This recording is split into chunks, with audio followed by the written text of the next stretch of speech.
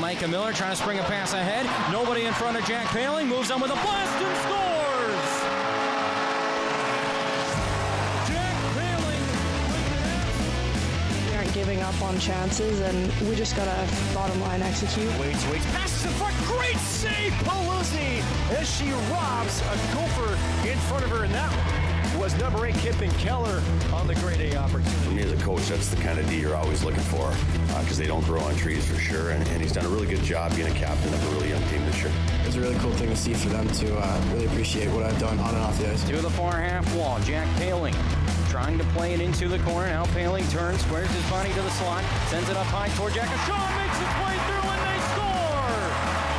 Right along the blue line, Nick Paling was in front of the net, and St. Cloud State's got a lead here in the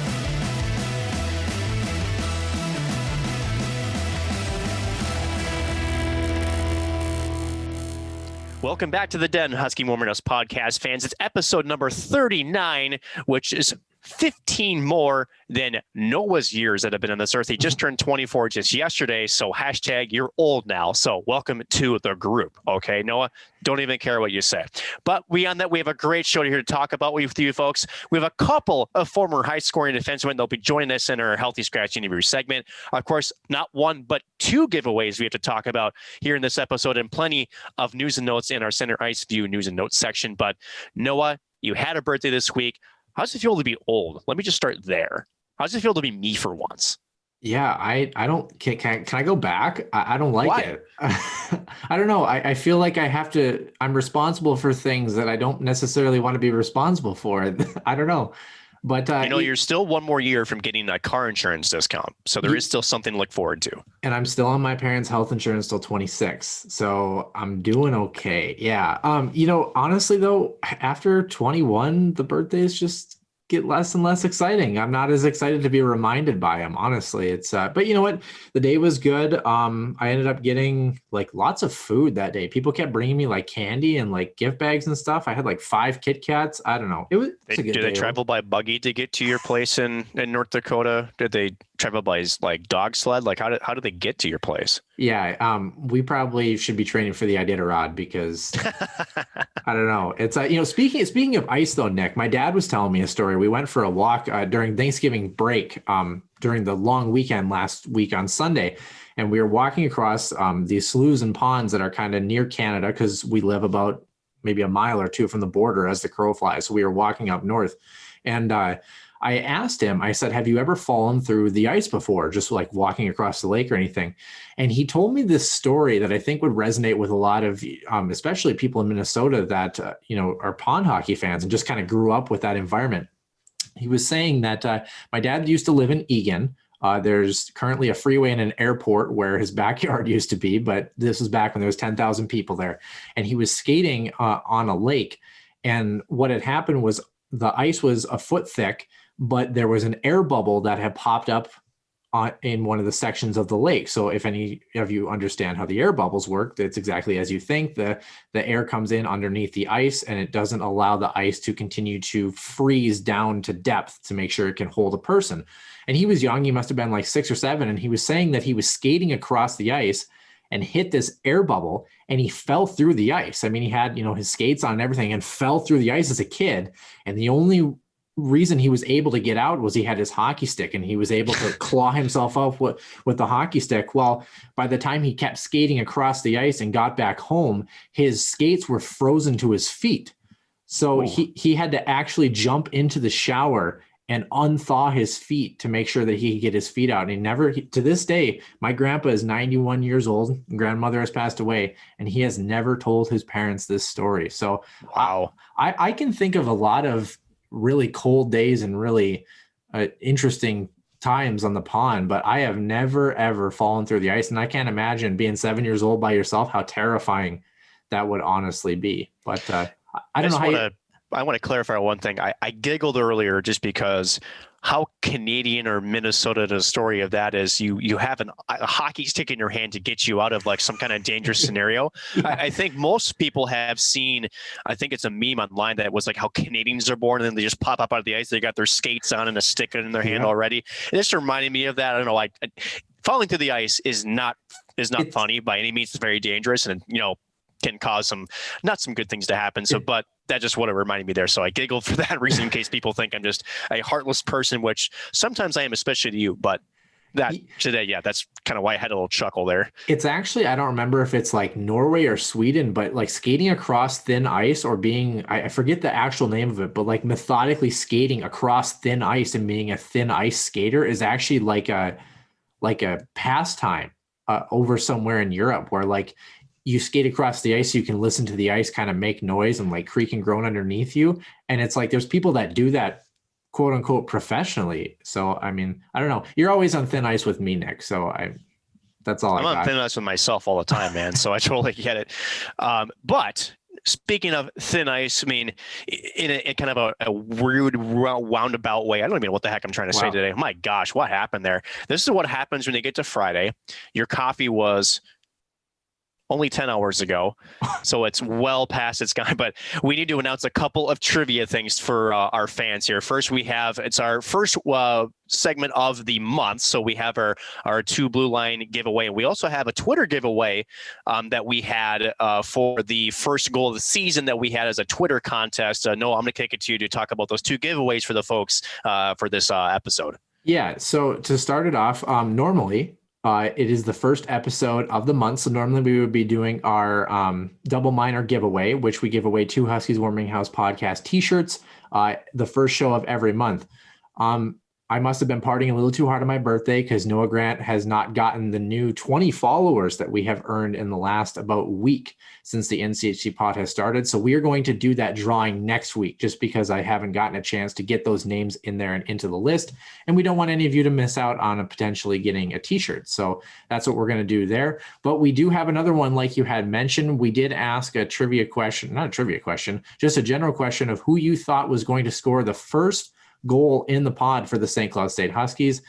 Nick, if you maybe want to fill the listeners in on who actually did score the first goal in the pod and kind of describe the play a little bit for us. Yeah, it was a kind of a stretch play there. Kevin Fitzgerald getting behind the D. He goes on the left side, left-handed shot coming across the middle of the goaltender there. Goes forehand, backhand, top shelf on the upper right-hand part of the net. It was a very pretty goal, very smooth, basically one seamless and fluid move there. When elevated the puck nice and quick, was able to beat the goaltender. It would open the scoring not only for the Huskies in terms of there, but also for the season. So Huskies got off to a 1-0 lead there, game 1 on Wednesday, and certainly looking for more from Kevin Fitzgerald. I think, there's one guy that still needs to get on the score sheet as number 19. We'll save him, but great start for the assistant captain, Kevin Fitzgerald, as he knots the first goal of the season. Yeah, really nice goal, really nice stretch pass from Nick Perbix, and it was absolutely beautiful. So we're going to jump over to the screen for our drawing right now. And we had 2 correct answers for Kevin Fitzgerald scoring the first goal of the season for the St. Cloud State men's hockey team in the pod in Omaha. It was at AJK Huskies and at Real Quiz with 3 Z's. So our winner will get a Huskies Warming House podcast hat, and our quote unquote loser will end up with a t-shirt from the Huskies Warming House podcast. So let's select our winner right now. And it will be at Real Quiz with 3 Z's that will be the winner of our Huskies Warming House podcast hat. But congratulations to AJK Huskies. You will end up with a Huskies Warming House podcast t-shirt. So Nick, congratulations. We had one winner that won a hat and one winner that won a t-shirt. Always excited to give away some of our apparel and have people rep our podcast out and about in the Granite City area and beyond. Yes, Nick. I don't even have a t-shirt. I just had the hat. So some people are even better than I am, and I've been on this thing since day one. I mean, technically I have a t-shirt, but it's sitting behind me. So, I mean, like, I don't really ever wear it. That's your own choice. That's all I'm going to say. All right. Hey, speaking of own choices, though, Nick, we did have a listener question, though.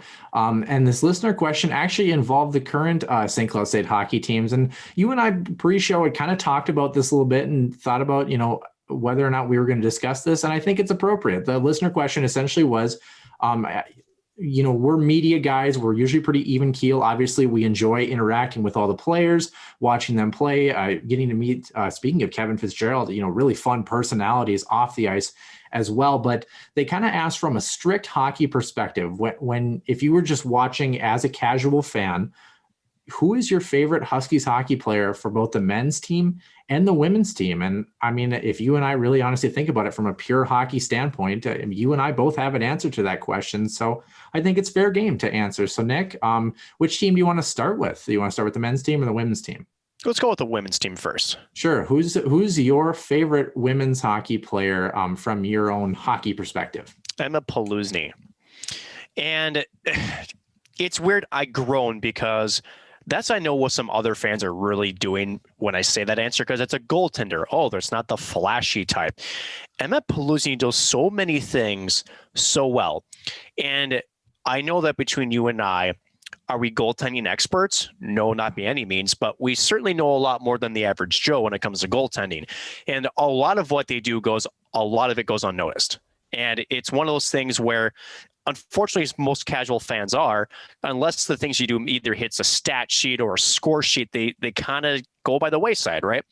Emma Paluzny, the type of goaltender that she is and what she has meant to this hockey team is not something you can really measure. I mean, you can measure her in goals against average, you can measure her in save percentage, but what it means to be on the ice and you take a pass from maybe the cross seam and to think you're going to have a wide open net to stare at and fling a wrister or do a one-timer.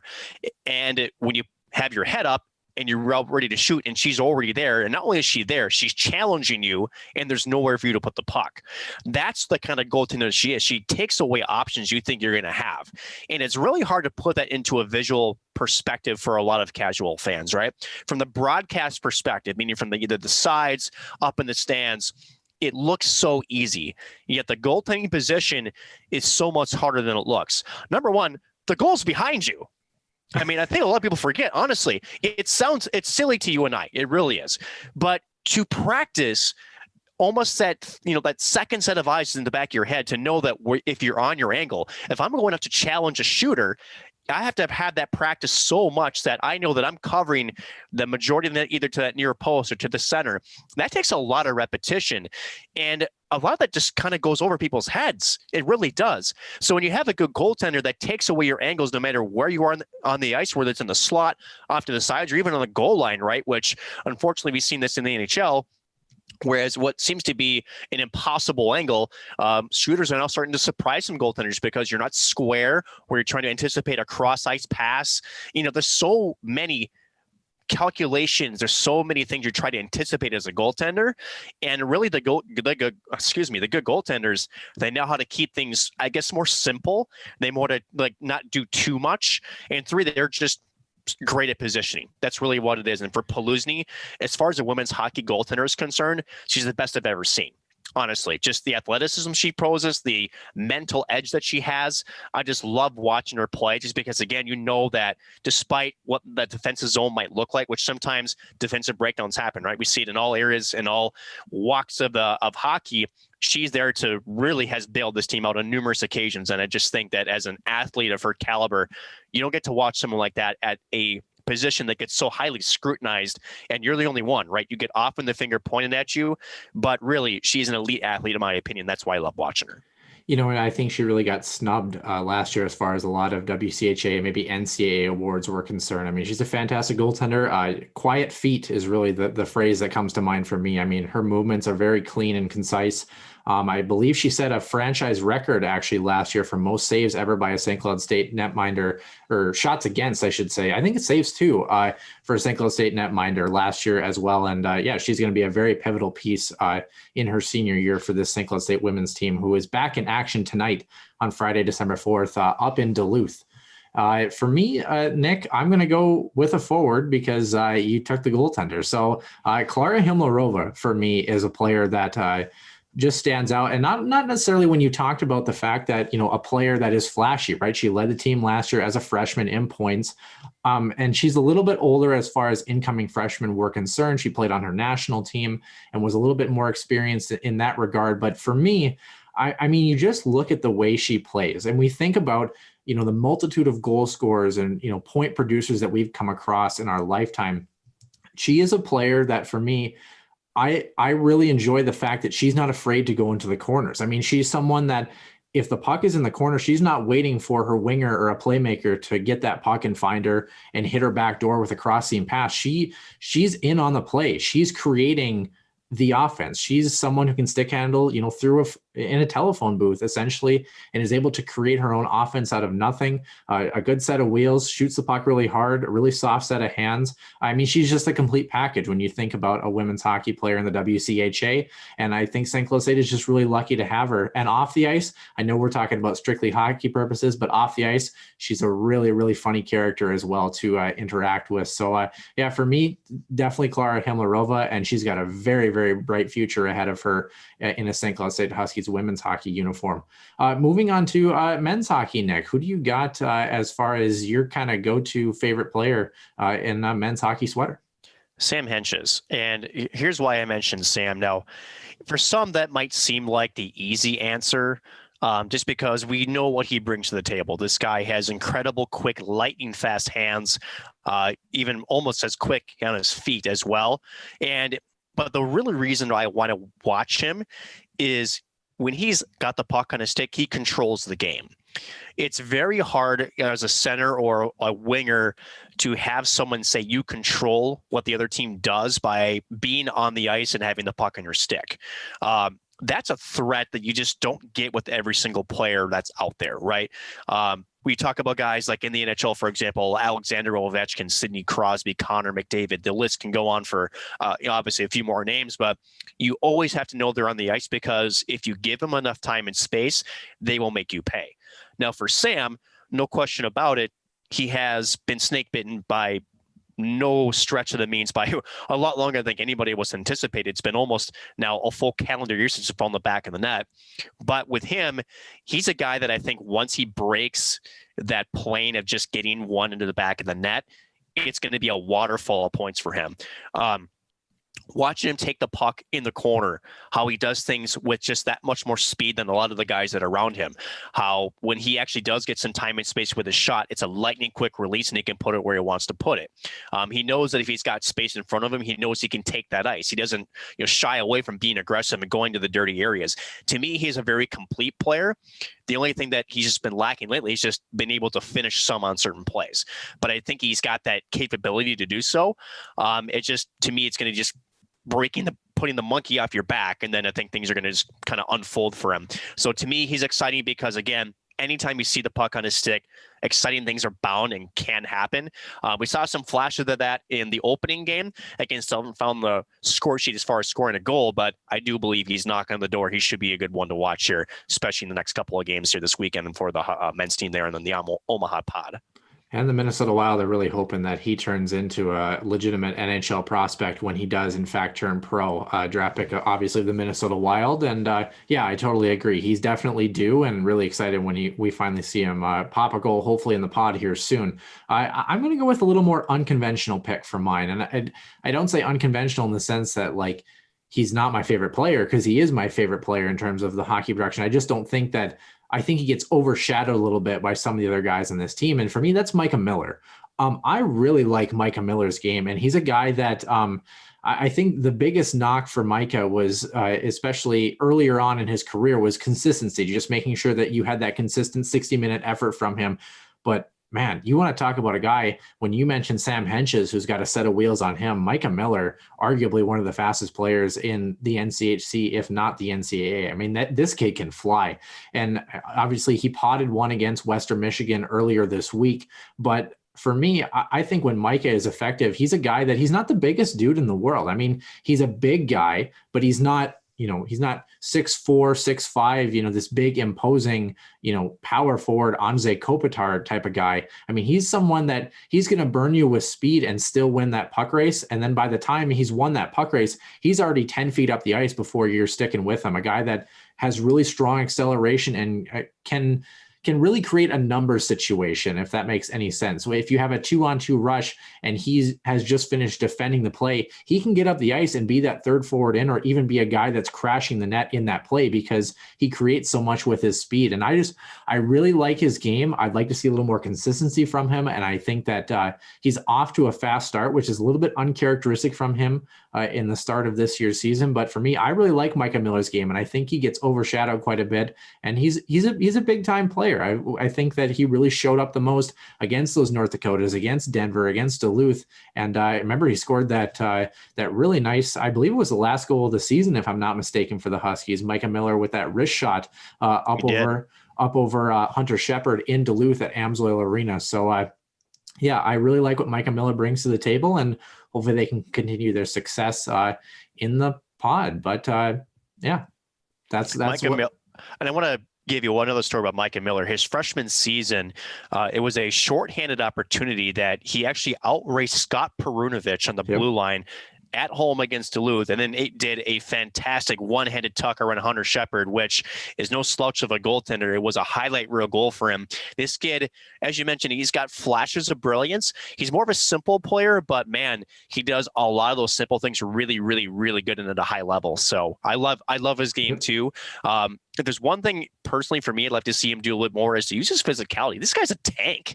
I mean, he, like as you mentioned, not the tallest guy, but man, he's built. I mean, he is a brick wall coming at you. And I think if he had a little bit more of that bull sort of attitude, especially maybe in some of that danger area in the middle of the ice, and especially in front of the crease, I think he could make goaltending as well as defenseman's life a lot more difficult than he currently is. But I still think an outstanding player. Yeah, definitely. And with that, Nick, I think we're just going to move right in. We do have some trivia to get to, and then Center Ice View, news and notes. Two Line Fan Trivia is your chance to win. Follow the Huskies Warming House Podcast on Twitter at Warming House Den. A new question will be asked every week. Be the first to tweet us the correct answer. Winners will be mentioned on the show, as well as a chance for prizes and more. One question, one answer, one winner. It's Two Line Trivia.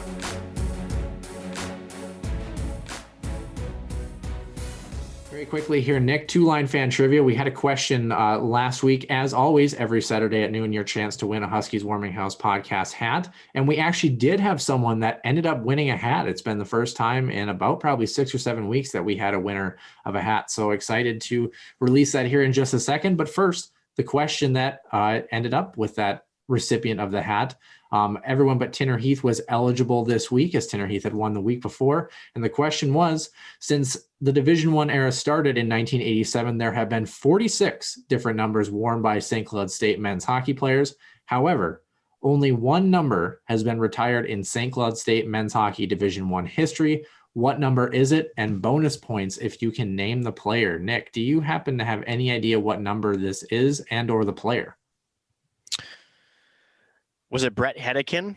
It is Brett Hedican. Do you know what sweater Brett Hedican wore? No. Brett Hedican was the correct answer. Sweater number 24, jersey number 24, is the only Division I era jersey to be retired by the men's hockey team. The winner was at the Radical Husky, a guy who interacts with us quite a bit. And I was kind of surprised that this was his first win, but he's going to end up with a Huskies Warming House Podcast hat. And we, of course, wish the best of luck to the current men's hockey team in the NCHC Pod, which we're going to touch on right now here, Nick, in the Center Ice View News and Notes. Center Ice View News and Notes. Center Ice View provides you with the best coverage of St. Cloud State Huskies hockey, from game notes, recaps, photos, and more. Go to centericeview.com. Center Ice View News and Notes, Noah Grant, and a lot of things to touch on. A couple of important NHL announcements. I think the first one we need to talk about is that although for the longest time the NHL had a goal to start the season, the 2020-2021 season, that is, on January 1, it looks like just as of today, which is Thursday, December 4th, they pushed that back to, quote, mid-January. They didn't specify a date. There's still plenty of things I have to talk about there.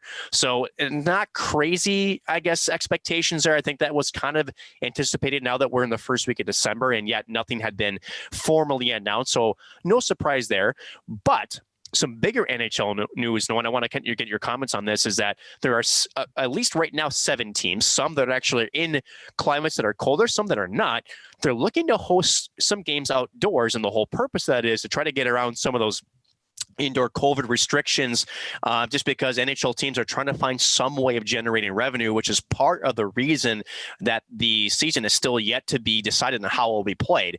There's still talk about a possible pod situation on the divisions. They want to maybe possibly have them in empty arenas. But at the end of the day, the NHL is bleeding money. And so the team's doing whatever they can do as far as new ideas. Are you surprised by this? And are you even more surprised at some of the teams that are on this list?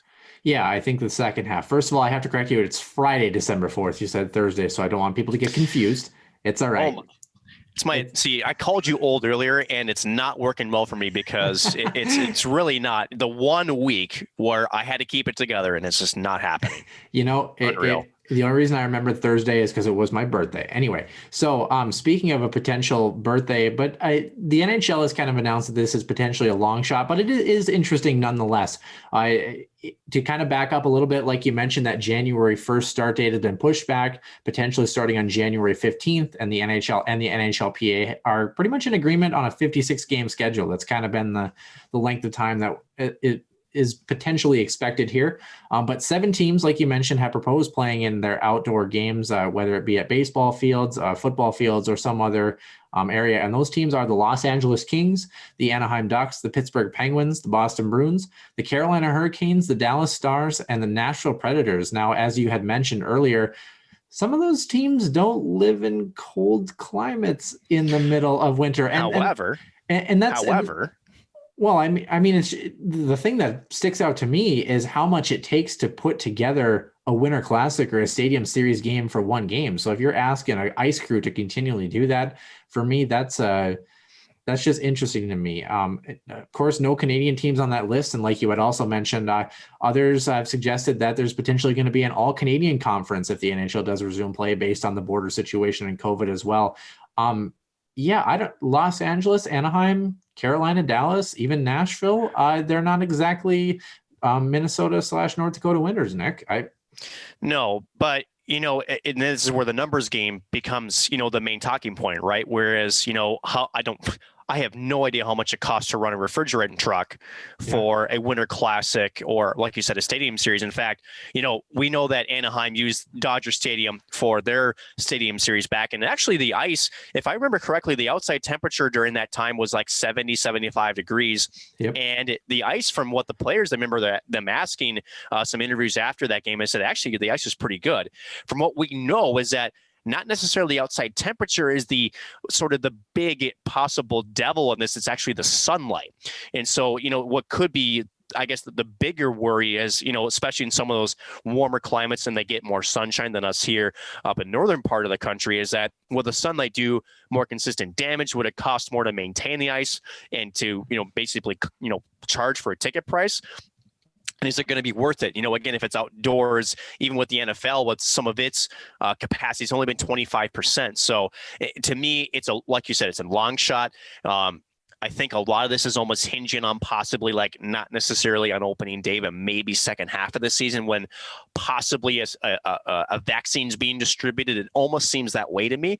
But then again, if a vaccine does start to be distributed in large quantities, that could change just about everything. So we don't know. The other thing that you have to think about too, think about all the Winter Classics and Stadium Series games that we've had. Well, if you're playing a game up in Boston or up in Pittsburgh, you have the potential that game could be snowed out, or you have snow all over the rink as well. And then you talk about Los Angeles and Anaheim. Is that sun going to be a factor when you're playing the actual game as well? Because you have to think about, as cool as some of those marquee outdoor events are for the National Hockey League, to do it on a consistent basis, depending on who's playing where, can put teams actually at a significant disadvantage depending on where they're playing, versus if you're playing in Chicago at the United Center and you're indoors, even with no fans, you have a temperature controlled environment and a normal hockey rink in which you're used to playing. So very, very interesting development. And I personally don't see it happening, but it's a cool concept. It's a cool thought. I think if anything, it shows just how desperate these owners are. I really do. I think, when people have asked me throughout the last 9 months about the NHL and some of the things that we've heard about them considering, right? I don't think people really understand just how strapped financially this league is and its ownership. I mean, you talk about the NFL and how big of a cash cow it is. As much as you hate them, they know how to make their money, right? The NHL has been struggling to really kind of put itself even at even toe with even the NBA and Major League Baseball. And so to them, it's impacting them a heck of a lot more financially than is some of these other leagues. Not to say that, and nobody's immune to this, but it shows you that if they're trying to be this creative to try to generate revenue, that to me tells me that the owners are really seeing the numbers and it's not looking good. But what isn't also looking as good, Noah, is the QMJHL, part of the CHL in Canada, a junior league team up in Canada. That league has been put on pause till January 3rd, again, with all the different things that are happening. But some good news is that the World Junior Championships, my favorite hockey tournament of the entire year, that has been, given the green light is just right now. And part of that is it's in Edmonton/in Red Deer, Alberta, both cities in that great province. And as far as we know, there hasn't been any thing that would indicate that that's not going to happen. But again, with COVID and the way things are, you hope it doesn't change. Being that in Canada, they've been a lot more strict, again, closed border, strict quarantine type procedure. So I'm hoping that we get to, I believe the first games are supposed to be December 24th or 25th. It's supposed to last, I think, 10 to 11 days or so. So glad to see, and hopefully that continues. But any comment on a couple of the Canadian happenings up there north of the border? Yeah, I still really kind of a question mark on whether Alexis Lafreniere is going to join the Canadian team. The New York Rangers announced yesterday that he wasn't going to join the team, but that was before the NHL has pushed their season back as well. So who knows? He could still end up in a Canadian sweater. And I think, if anything, an opportunity for him, if he can make it work to jump on the ice and kind of be ready to go by the time the NHL season starts, would only benefit him. And on the U.S. side, Cole Caulfield and Nick Robertson are highlighting that preliminary roster as the U.S. looks to get their camps up and running here in the near future. Speaking of a group that is up and running, though, Nick, we moved to our own St. Cloud State Huskies. Both the men's and women's hockey teams were back in action finally for the first time since March. The men are, of course, in the pod in Omaha, and women's hockey was at home for their first series of the season against Minnesota State Mankato. And they started off with, I don't want to say a bang. It wasn't really a bang. It was more of a defensive juggernaut, if you will. Freshman goaltender Sania Ahola from Finland, in her first ever collegiate hockey game as a Husky, pitched a 1-0 shutout. Game winner scored by Allie Cornelius in that one on that Friday night. And then Mankato stormed back to a pretty hard fought 4-2 win against the Huskies for that Saturday split. Nick, I'm sure you got to see a chance. The highlights a little bit for the women's hockey team finally seemed like they were earning bounces a little bit, something that we really didn't see a whole lot for this group last year. What did you like, and was there anything that stuck out to you? You're definitely right when you say earn bounces, right? Because, I mean, you have to create your own luck in hockey. You really do. You talk about hockey is the game of bounces, but unless you're doing the right things, you generally are not going to be on the beneficiary end of those bounces. First of all, for Ahola to come in as a freshman and to essentially, with some of the COVID stuff that the women's team had unfortunately been kind of tasked with, she was probably thrown into a situation that I don't think anybody was expecting or probably wanted her to probably face. And I thought she did pretty well. From what I looked at, she was probably the best player on the ice for both games. I mean, she looked like she was moving very well. I thought she would cover the net well. She's athletic as heck, I'll tell you that much. She moves around pretty quick.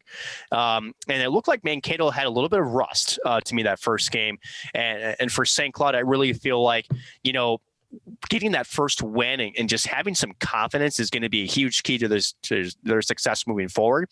Because if you go back to last year, and I don't want to keep bringing up, last year, but there were a lot of close games, where the final score didn't end up necessarily close, but they just seemed to run out of steam. And I really do think that this St. Cloud team, from what I saw this last weekend, is starting to kind of even the match a little bit. And I definitely think that, first weekend, again, Mankato came back 4-2, looked a little bit maybe slower. Again, maybe there's some of that, getting your body back ready to game form is still in the mix there. Again, the women's are up in Duluth right now playing. So to me, I liked what I saw. It felt like they were playing with more urgency. I liked the better puck movement. They still need more shots on net. And there's still at times I still see some habits of where they're still on the perimeter too much in the offensive zone. They have to be able to penetrate the middle of the ice. But I do think that, a couple of weekends under the belt, they'll finally start to kind of get those things more immersed. And I actually do like what I see. So to kind of give listeners a little bit of a tidbit, I can't imagine this score is going to change too much. They're currently in the third period up in Duluth. The Huskies, unfortunately, down 4-0 in this game. Sania Hola allowed 4 goals on 17 shots, and Emma Paluzny came in relief and has faced 14 through this point in the third period here. And that was kind of what I really wanted to wonder a little bit was, Emma Paluzny wasn't even in the lineup. I don't know if that was an injury thing or a COVID precaution or what have you. Obviously, Emma Paluzny's not really going to be held out of the lineup unless, something like that is occurring, I'm imagining. So my question to you kind of became, as we saw Steve McDonald and company ride the hot hand for Sania Hola moving up into Duluth tonight, do you legitimately feel that not really is Emma Paluzny's starting job in jeopardy, but do you think that Steve McDonald, Janelle Sergey, and Molly Engstrom, do they go with that kind of 1A, 1B tandem, or do they ride the hot goaltender, or is it still kind of the David Rennick situation where as good as Ahola has played, it's Emma Paluzny's net until she wants to give it up? I think it's a little bit of both.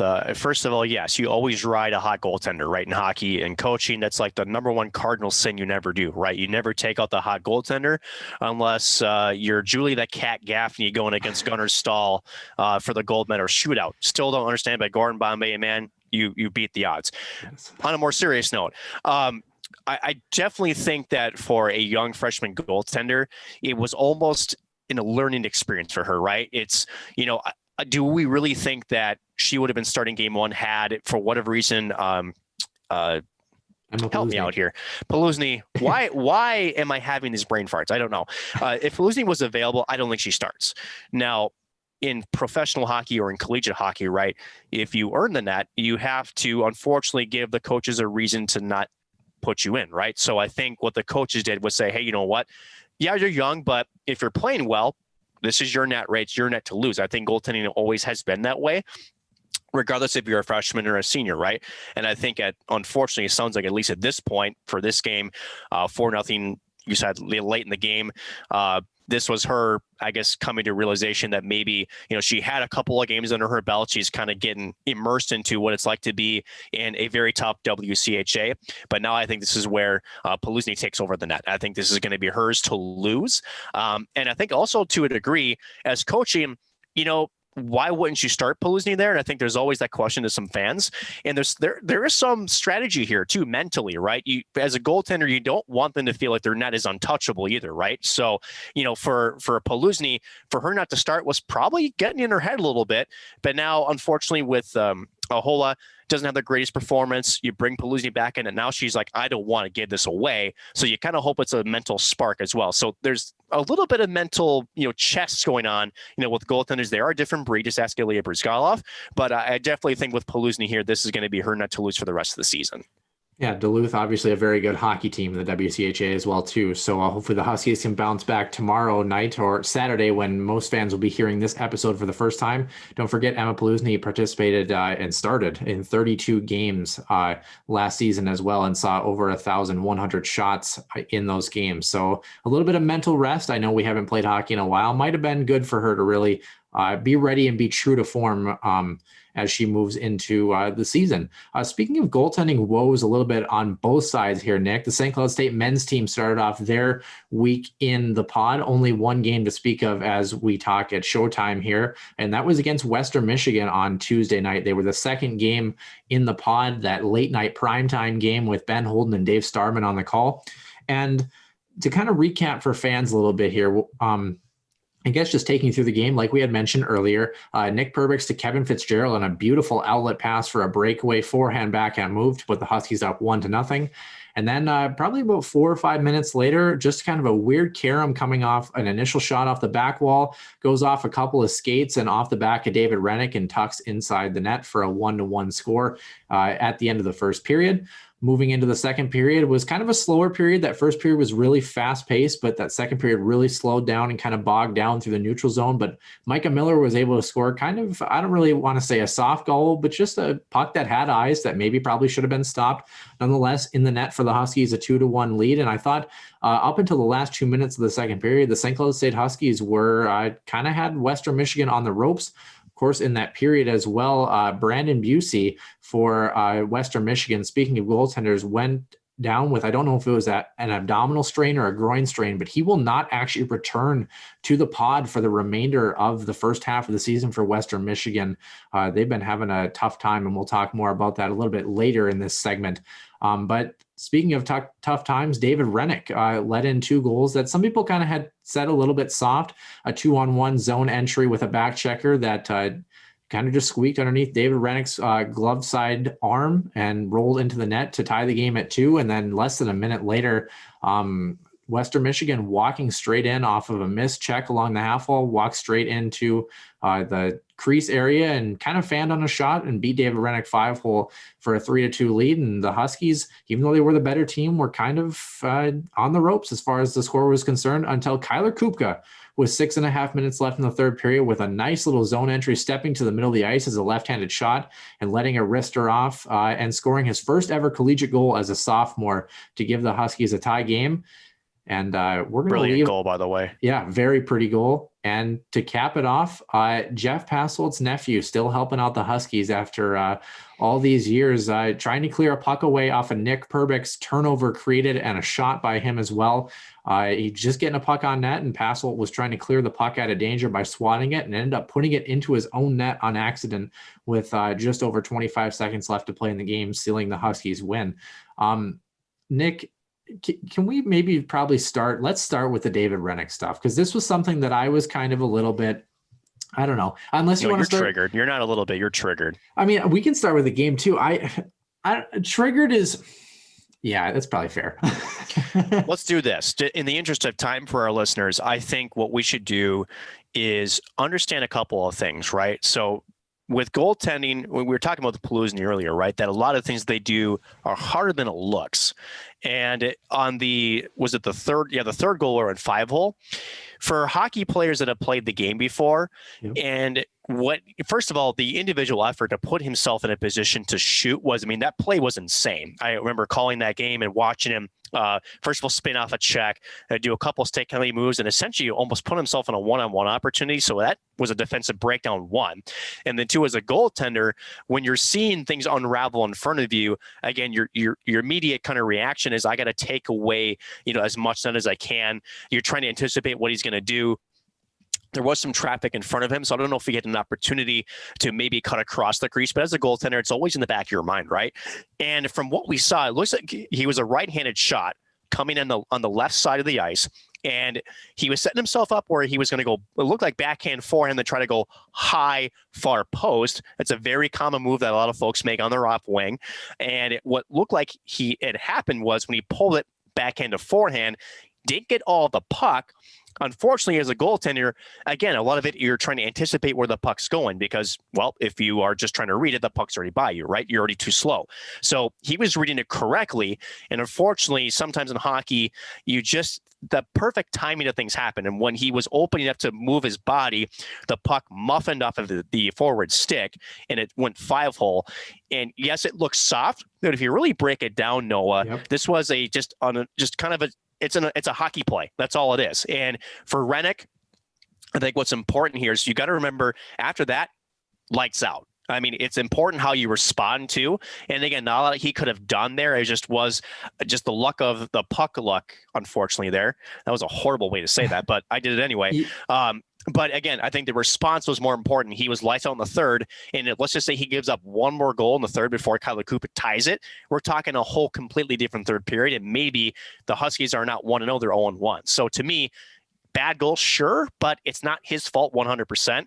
And number 2, again, you have to, as a goaltender, have a short-term memory. It looked like he was much better in the third, gave them an opportunity to tie the game, and then unfortunately, at least in my terms, I still feel bad for defensemen who try to make a play for their goaltender and it just happens to not go their way.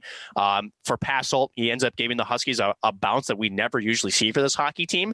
But I want to give your 2 cents on, because I know that you were pretty fired up about how people were expressing their viewpoints on David Rennick there on the opening night.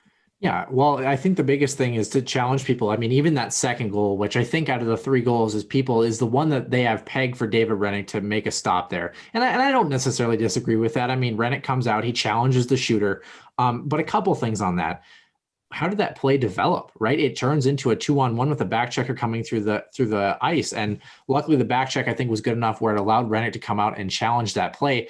But think about a hockey puck. If you don't know the dimensions of a hockey puck, it's 1 inches by 3 inches. And that's all you need, especially with a little bit of velocity or a puck that's spinning, when you shoot a puck 85, 90 miles an hour, it can find a way through just that much little bit of space underneath the crook of the arm, where even if you're a goaltender and you're set up and you have your arms tucked in like you should, you just need a puck to flip on its side and have a 1-inch space by 3-inch tall space for which that puck to just generate enough momentum to get through the arm there. So yeah, I mean, you can talk about the goal being soft, but what leads up to that play? It leads up to a 2-on-1 rush against, I believe it was, I don't know if it was a turnover, but I kind of remember the play in some sort of like where it was a rush going up for the Huskies. And it was a blue line turnover. And if any hockey person will tell you, the worst place to turn over a puck is at either blue line. Yeah, absolutely. So, that play comes back and David Rennick, yeah, I mean, are you looking for your goaltender to bail you out? Yeah, sure. But I mean, that's hockey. You want to talk about a hockey shot and a hockey bounce. That is what it is. Could David Rennick have slid over a little bit quicker on that first goal where it took that weird carom off the back wall and off a couple of skates into the back of the net? Yeah, probably. But you got to remember, and we'll touch on this a little bit more when we have our guests, Jack and Jimmy, and they'll talk about it a little bit too. He hasn't seen a competitive puck since, the first week of March. I mean, it's been forever since he's seen a competitive shot from a team that he's not familiar with. So, I mean, when you couple all those things together, yeah, can you be a David Rennick hater a little bit and say he should have had those pucks? Yeah, I mean, I don't particularly disagree that he probably could have had 1 or 2 of those. But you also got to understand that it's a team breakdown that leads to those plays. And David Rennick, he's doing what he can, but goaltending is so, I mean, I've seen goaltenders, right? You come down on a goaltender, 2-on-0, back and forth passing, you shoot a puck and it goes off the knob of the goaltender's stick on a wide open net. One of those things where it's like the shooter should absolutely have that, right? Well, yep.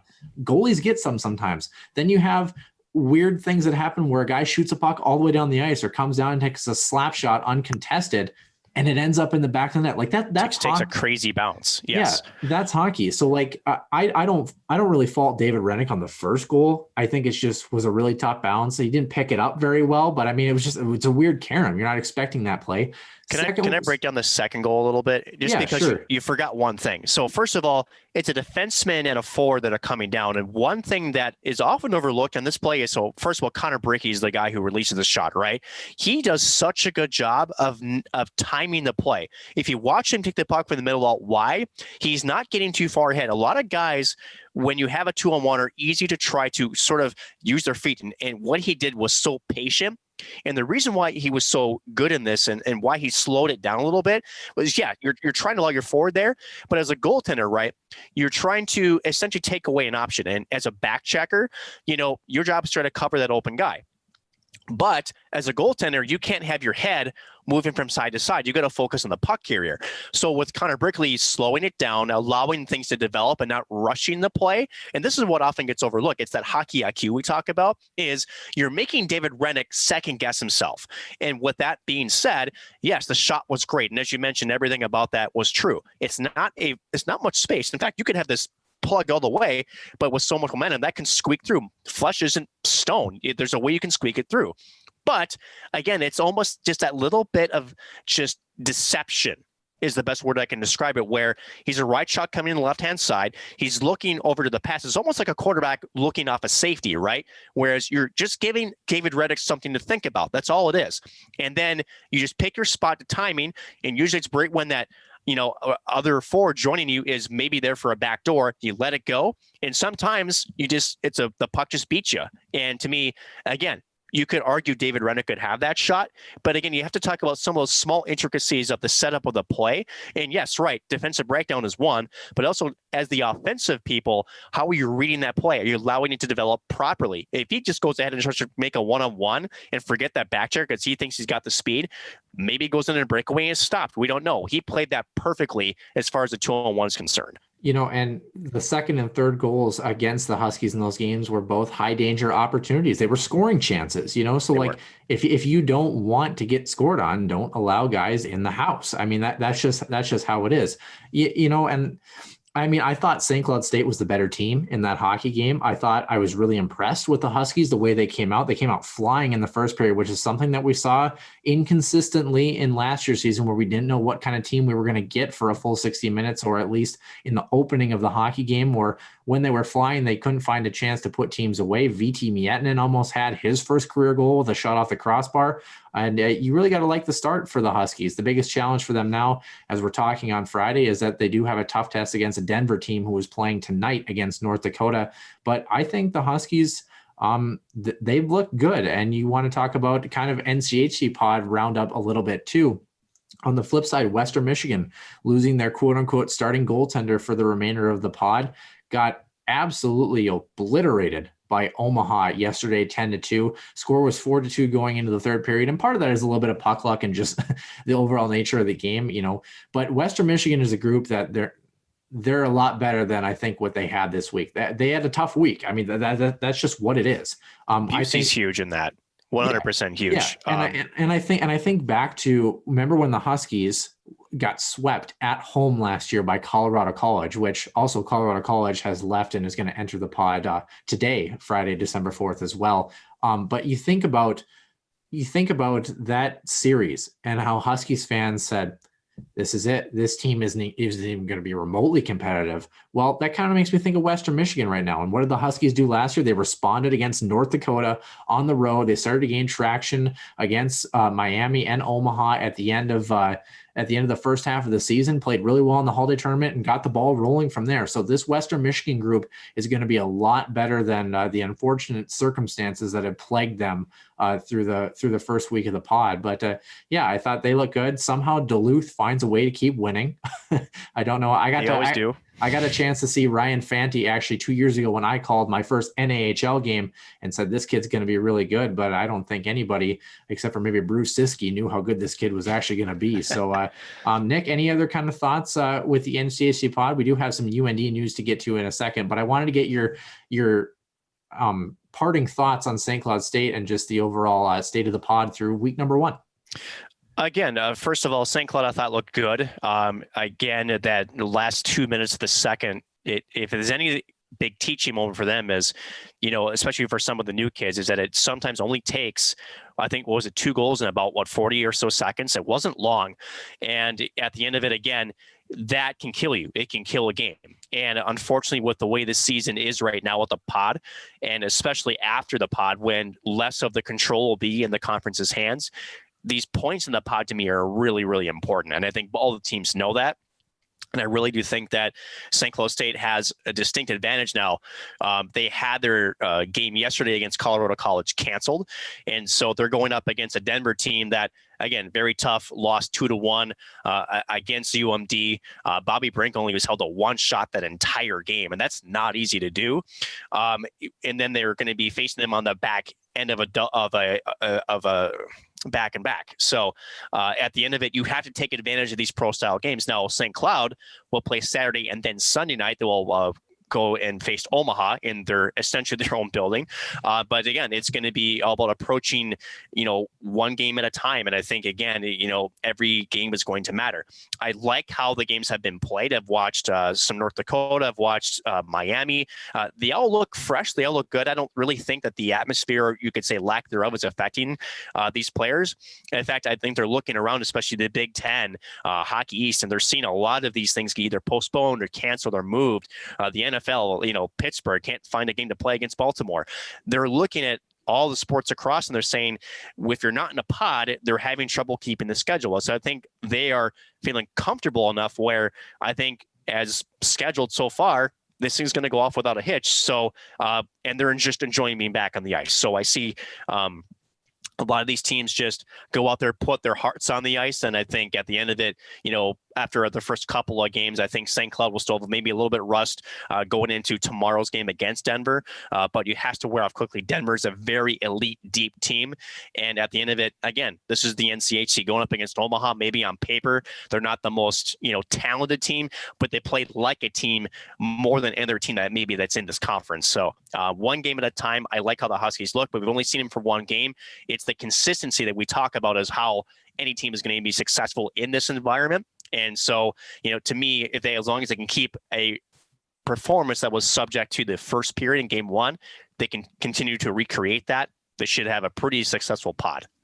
Women's team back in action tomorrow, Saturday, December 5th in Duluth. St. Cloud State will play on Saturday, December 5th as well at 8:05 p.m. Central Time. That's a late game. Denver will be the home team in that contest. Sunday, like you mentioned, St. Cloud will be the home team at 8:05 in that late contest. 3 games in the NCHC slated for that day. And then before our next show, the only other game for the Huskies, Western Michigan will be the visiting team once again at 1:35. No, 3:35. I can't do math. I have my phone on military time, so I had to think for a second there. 3:35 p.m. Central Time. St. Cloud will be facing Western Michigan as the home team on Wednesday, December 9th. So keep those dates in mind and be sure to tune in. The other news that we had seen in the pod, Nick, University of North Dakota, which we don't talk about them in a positive light very much. These guys? I hear they're all right. I don't know. They're green or something. They got a postage stamp for a logo. That's cool. Yeah. So, but speaking of what was actually really, really cool from the University of North Dakota, especially in light of recent events around that university, Jacob Bernard Docker and Jasper Weatherby, roommates and juniors from the University of North Dakota, kneeled before their opening game on Wednesday in the pod to promote fighting racial injustice and promote equality throughout the world. Nick, it kind of reminds me, obviously, of the Matt Dumba moment, if you're thinking about the Minnesota Wild. But the thing that really stands out, and I think it needs to be said, both Bernard Docker and Weatherby, they're both white. They're both white hockey players, and they both kneeled before the national anthem and intended to do so only before the first game of the pod. Any quick thoughts on that? Yes, it actually is better than the Matt Dumba situation. Here's why I say that. It's part of it is what you said, but the other big part of it is the NCHC themselves made a public statement supporting that wholeheartedly. I think that's important. That's one thing that, again, we talk about the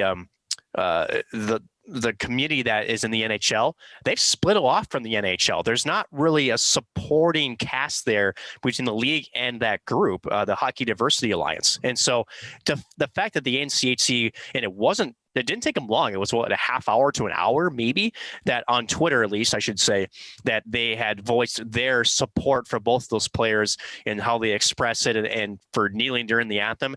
I think to me, that is the bigger, what separates this from what Matt Dumba's situation is, because unless you have I guess a governing body, if you want to call it, going out there and quickly supporting your actions, you're basically saying, I guess the bigger people up in the hierarchies of words are not happening for me today. It's just whatever it is, but it just hits people who read this differently. It just does. Matt Dumba was unfortunately left on an island. He really was, without any support from the people who should be supporting him up top, right? The NCHC, with how quickly it were to support these two, to me, is what sort of cements it into why I like that moment so much. Yeah, and Jacob and Jasper, as well as goaltender Peter Thome, also participated in a Black Lives Matter movement in Grand Forks earlier this year as well, according to the Grand Forks Herald's Mr. Schlossman, who has been, I would say, arguably one of the best college hockey writers in the nation. So really good coverage and really exciting to see from my home state, whether or not I am a University of North Dakota fan, really welcoming to see as far as that was concerned. Don't forget, after our Healthy Scratch interview segment, we are going to be breaking down our Mount Rushmore of hockey for St. Cloud State, who is on our Mount Rushmore of hockey for both the men's and women's teams combined, who is our top 4 players. And then we're going to have an honorable mention as well. But speaking of two guys, Nick, that were not honorable mentions by any stretch of the imagination in St. Cloud State hockey, the captains combined for the last 4 seasons at St. Cloud State, Jack Ahcan and Jimmy Schuldt, did join us for the Healthy Scratch interview segment. Nick, kind of, I don't know if I want to call this like a high octane or like a power duo or a power couple, whatever you want to call it. But I mean, what should we expect from maybe the odd couple? Yeah. What should we expect from 2 of the 3 highest scoring defensemen in St. Cloud State history? There's a reason why they were able to do some things that they did. Very talented human beings, even better people off the ice, just great guys. And it was actually kind of nice to get them out of like, I guess, a structured interview. And kind of letting them loose a little bit. It was a lot of fun. Yeah, definitely. So without further ado, we're going to kick it to Jack Ahcan and Jimmy Schuldt. With a new guest joining every week, it's a lineup chock full of players, coaches, fans, and more. This week's special guest is the Healthy Scratch.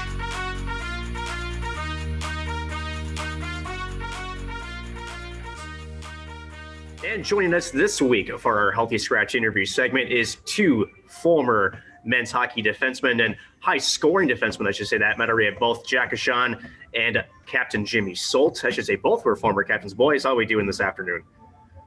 Doing great. Oh, wow, Jim. Already stepping on each other's toes already, but I want to go back since you're right into it. You guys played with each other a couple seasons ago. On the same defensive pairing, both offensive forces on the blue line of 2 of the top 3 scorers in St. Cloud State history. Jack, I'll start with you, just because a big tool to your defensive belt is your deception in terms of the offensive part of your game. First of all, how did you learn that deception? And 2, I guess, is there any sort of defenseman that you emulated growing up to kind of learn that part of your game? I mean, I feel like when I was younger, I was a forward up until I was probably a sophomore in high school. So I think I was more into like, the Marion Gabricks, playing on the Minnesota Wild, and was a big fan of Patrick Kane. So growing up, I never really idolized a defenseman, but I think with the deception part, just learning that in practice. You're playing against your buddies in practice and you kind of give them a shoulder shake and they go down or something, maybe give them a laugh or 2, but no, it's just something you kind of always want to work on and have in your game when you get up into the higher levels. It kind of actually makes me think of not to give them a free promo, but Spit and Chicklets, Keith Yandel yelling "Sonk" every time he steps out from behind the net. That's all it makes me think of. Jack, one of the things that I kind of wanted to stick with you, and speaking of deception that unfortunately didn't go your way, the second to last series of the season in your senior year, you were actually injured. Nick and I were both on the call for that, and you ended up going into the end boards pretty hard and kind of basically getting concussed, I guess is probably the best way to put that. Can you kind of walk us and fans through that play and, how much it meant to you to be able to come back, what ended up ultimately being the last series of the year against Duluth? Can you kind of take us through about that week and a half where that injury happened, what that was like, and then, kind of your road to recovery very quickly? Yeah, that was kind of a freak incident. I think it was me and Jake Derflinger were kind of going in for a puck, and either our skates clipped or something, and we both kind of went in. And just the road to recovery was tough. I was taking these concussion tests, and I think the first one I didn't pass or something, and I'm kind of itching at Brian, our athletic trainer, to let me back out there. I feel fine. But in the end, it was good, taking that little bit off, and just kind of watching how the team would go without me being the captain that year. It was tough for me because I thought I was letting the boys down, but in the end, I worked hard. I got my rest and I got back out there for that Duluth series and kind of felt good about that. On the other side, then, Jimmy, you're a guy who never missed a game in your St. Cloud State career. 156 games played, consecutive games leader. And it's kind of interesting. We're sitting with, during Jack's entire career at St. Cloud State, we're sitting with the 2 captains that were captains the entire time Jack was there. Combined between both of you, 221 combined points in 300 total games. That's almost a point in 3 of every 4 games. So it's just impressive. But Jimmy, you're a guy that was able to stay healthy and really, contribute offensively as well as defensively. What brought you to St. Cloud State? I know your parents are alumni of the university, but, on your first tour, when you came and you met the boys when you were in high school, I mean, what sold you? Did you know you wanted to be a Husky, or did it take still a little bit of coaxing for you to come to St. Cloud State? Well, yeah, I mean, I think the biggest part, it was just the right fit. And that's kind of something that you don't really know until you go somewhere and you meet the people, and you just kind of start to get immersed in the culture of a place. And I think for me, like once I stepped on campus and started meeting people and started kind of seeing what the day-to-day life was, what kind of guys go there, and what kind of the culture was of the program, I just knew this is a place for me. And obviously it helped, like growing up watching the Huskies and my parents being alumni, and seeing them in WCHA Final Five and that kind of thing that definitely helped, just because I knew kind of the history of the program and that type of thing. But it's not something that you really think about when you're in the recruiting process, is like, this is the place I want to go because I cheered for them growing up. It's kind of like, what's going to be the best route for me for my hockey career? Where am I going to fit in the best? Where am I going to have the best experience? And I think that's 100% the best decision I've ever made is going to St. Cloud State. And, it's something I'll be proud of for the rest of my life. And I just think it's kind of the biggest part of my success there is just because I fit in well. And I bought into the culture, and it was a bunch of guys kind of just like me that, weren't the first round picks, kind of, played a couple years of juniors most of the time, and a lot of local Minnesota guys as well. So I think that's just the biggest part is I fit in, and it was the right place for me. Speaking of fitting in with the boys, we've heard some interesting stories about the living arrangements for St. Cloud State hockey players. Jimmy, you live, I believe, at what it was called the farmhouse, and then Jack, you were at the Chum House. Easton Brodzinski apparently lives at the Crack House. Maybe Jack, we'll start with you. Where do these names come from? And I mean, what was life like for you inside the Chum House?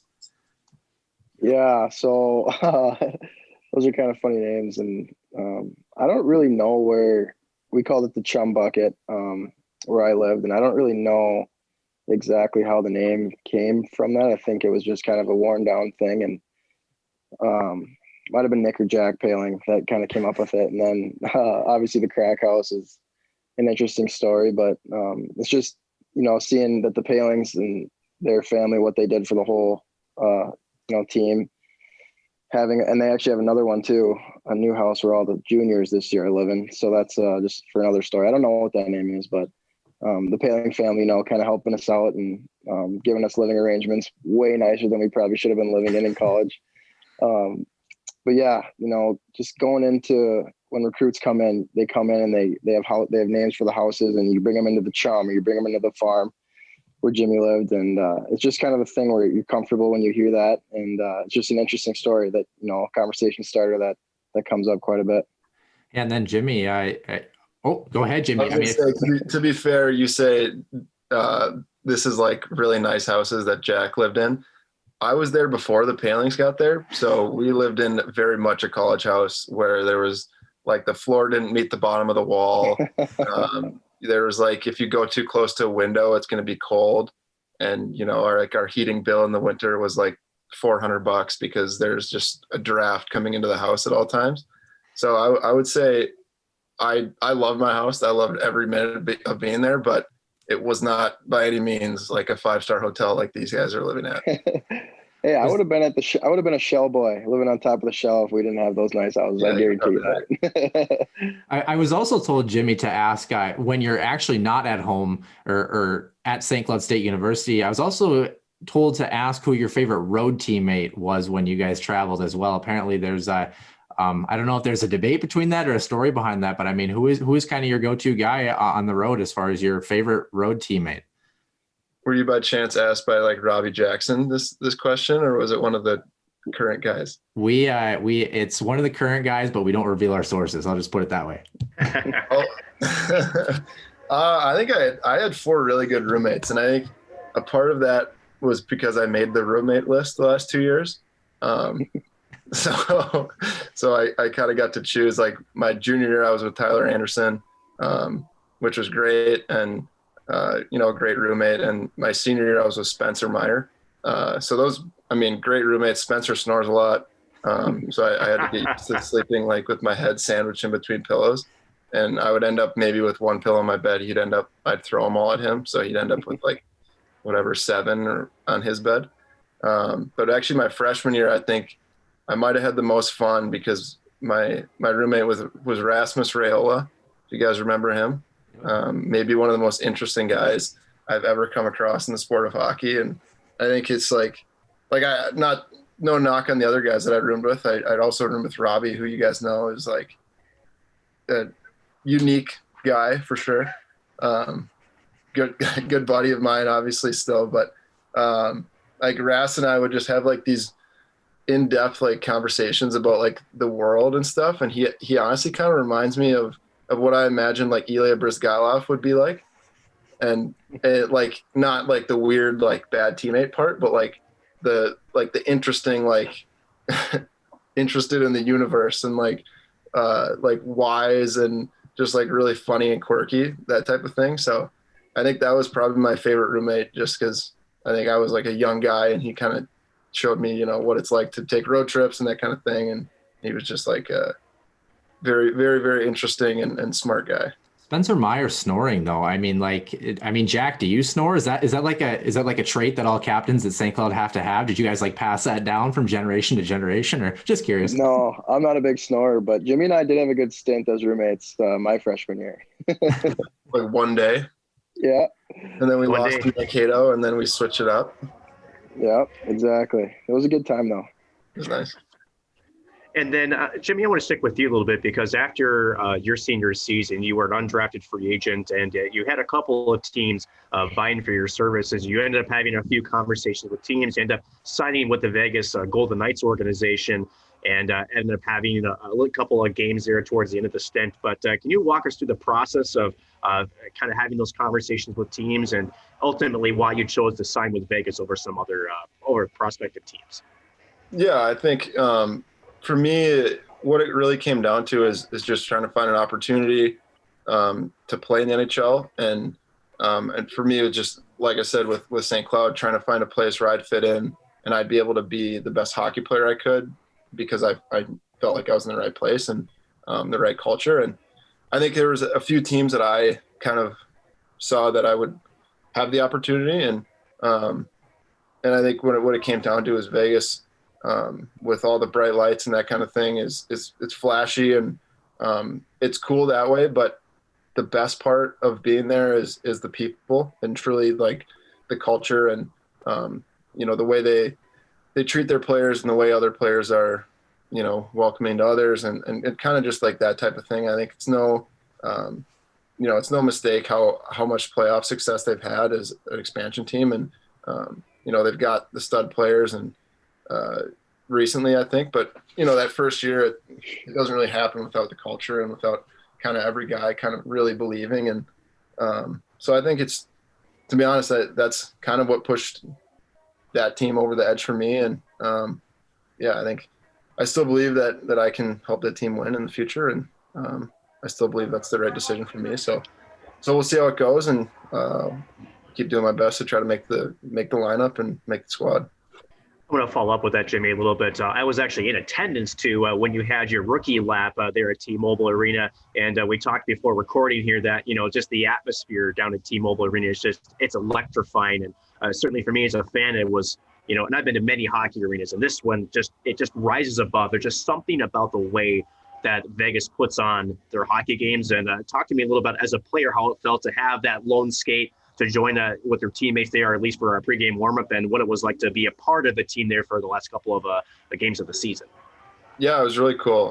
That experience for me was like nothing I could ever have imagined, honestly. To, like you said, have the little rookie lap, and I didn't know that it was going to happen. It kind of seems like everyone's first game that happens now, and I wasn't sure because I wasn't actually playing that game if I was going to have to do that.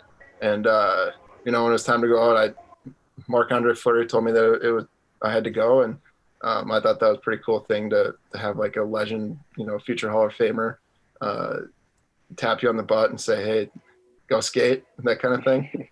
So it was pretty cool. And, the amount of speakers they have and the amount of people they have in attendance just for warm-ups, it's like I honestly hadn't to that point been a part of a better atmosphere than that. And it was just warm-ups. So it was a pretty cool experience. And they put on a show every single game at that arena, and people come and have fun. And it's really, honestly, it's a party no matter what. Jack, I want to go back to you because you just recently signed with the Boston Bruins. And I guess similar question to Jimmy is, what did Boston come to the table with? Were there other teams that were interested in you? And ultimately, why go out east into a team that is on the cusp of possibly being a Stanley Cup contender? Yeah, I just think, going through the whole process after the season got, shut down because of Corona, it took a lot of phone calls and a lot of video messaging and video calls and lots of Zoom. So Boston was just one that really stuck out to me as like at the end of the year, they started, really pushing, watching me. They're coming to my games. There was kind of a story where Donnie Sweeney came and there was a big snowstorm. Wasn't sure if he's going to make it, but he, flew all the way out from out east and, came down and watched me that night. And then after the game, he had enough trust in me to where he just telling me like, you have your time with your parents and your family, and I'm going to respect that. But hopefully we can see you after maybe one of these two of the games or something like that. So there's some other teams, you have to talk to them and, kind of feel them out. Like Jimmy said, look for the culture, look for all these other things. But just at the end of the day, Boston seemed like the right fit for me. Boston is actually listed in last year's player profile for you as your favorite team. And it's kind of funny from our perspective, for Nick and I. We see the scouts come in, we see the guys from the Boston Bruins walk through upstairs, and we're like, oh, I bet you we know who he's here for. But when we kind of had an inkling, I think we were actually at the bar and you were there as well. And I walked up and I said, hey, Jack, what are you thinking? And you said, I'm kind of feeling Boston. And part of me was kind of like, you know what? I think I'm an insider now. I think I think I know where Jack and Sean's going before everyone else does. But it took you guys a full 4 years before you guys finally decided where you guys were going to go. You both weren't drafted. You both were, unsigned free agents, essentially. We'll start with you, Jimmy. I mean, what does it mean to play 4 full years at a college university? Because we see so many of these guys that, they spend 1 or 2 or even 3 years at a university and then decide to go to the pro game. I mean, what kind of made you both decide, not only for development purposes, but just for your own personal gain, where you said, I want to be here for all 4 years as a St. Cloud State Husky? Yeah, I mean, it means everything. And I think that's honestly one of the best parts about St. Cloud. And that's why I think it's a big reason why St. Cloud has so much success year after year, is because I think the guys that they go after recruiting, whether, from when Coach Motzko was there, till now, it's been the same. It's always guys that'll be, that want to be Huskies, that want to be part of the program, be part of the culture. And I think that's, who individually has the most success is truly the guys that are most bought in. And, obviously you can see there's some high-end recruits coming in recently past, 5 whatever years, but a lot of times it's the guys that are playing juniors, playing the null. You see a guy like Kevin Fitzgerald, who was I believe his last year of junior eligibility when he committed to St. Cloud, and now he's a captain, and now, first goal of the season is a pretty sick, pretty sick goal for him. And it's that kind of guy that has a success at St. Cloud. And I think it's just part of the culture. It's easy to buy in once you're there. Even if you're viewing St. Cloud State as a stepping stone, I think your mind would be changed pretty quickly. But I really think it's part of the culture, and it's part of the, more of the attitude of the guys getting recruited. And, every once in a while I'll hear stories about a guy that comes and visits, or a guy that, Coach Larson's talking to, and he's just like, he's a good player, but it's not the right guy, and he'll move on. So I think it's got to be the right guy. And it's, I think that's part of the reason why, Jack and myself had success at St. Cloud, is because we bought in and we wanted to be part of it for 4 years. We're recording this on Wednesday, December 2nd, so I'm glad you mentioned the game that happened on Tuesday of this past week. We're going to touch on that in a little bit, but I do want to kick it to Jack for the same question. Jack, you have a brother that plays for Wisconsin as well that, is in the college game and in his own journey as well. You spent 4 full years with St. Cloud, a captain in your last year. I mean, do you almost encourage other players, kind of like how Jimmy is saying, to kind of stick it out and enjoy that college ride a little bit? Obviously, everyone wants to go pro, and you guys are on the cusp, of being in that position yourselves. But I mean, do you encourage guys to, if they've been there for 3 years, to finish their final year and potentially be a leader on their collegiate teams? Yeah, I mean, everybody's different. Coming in, you don't really know what you're getting into until you really get there.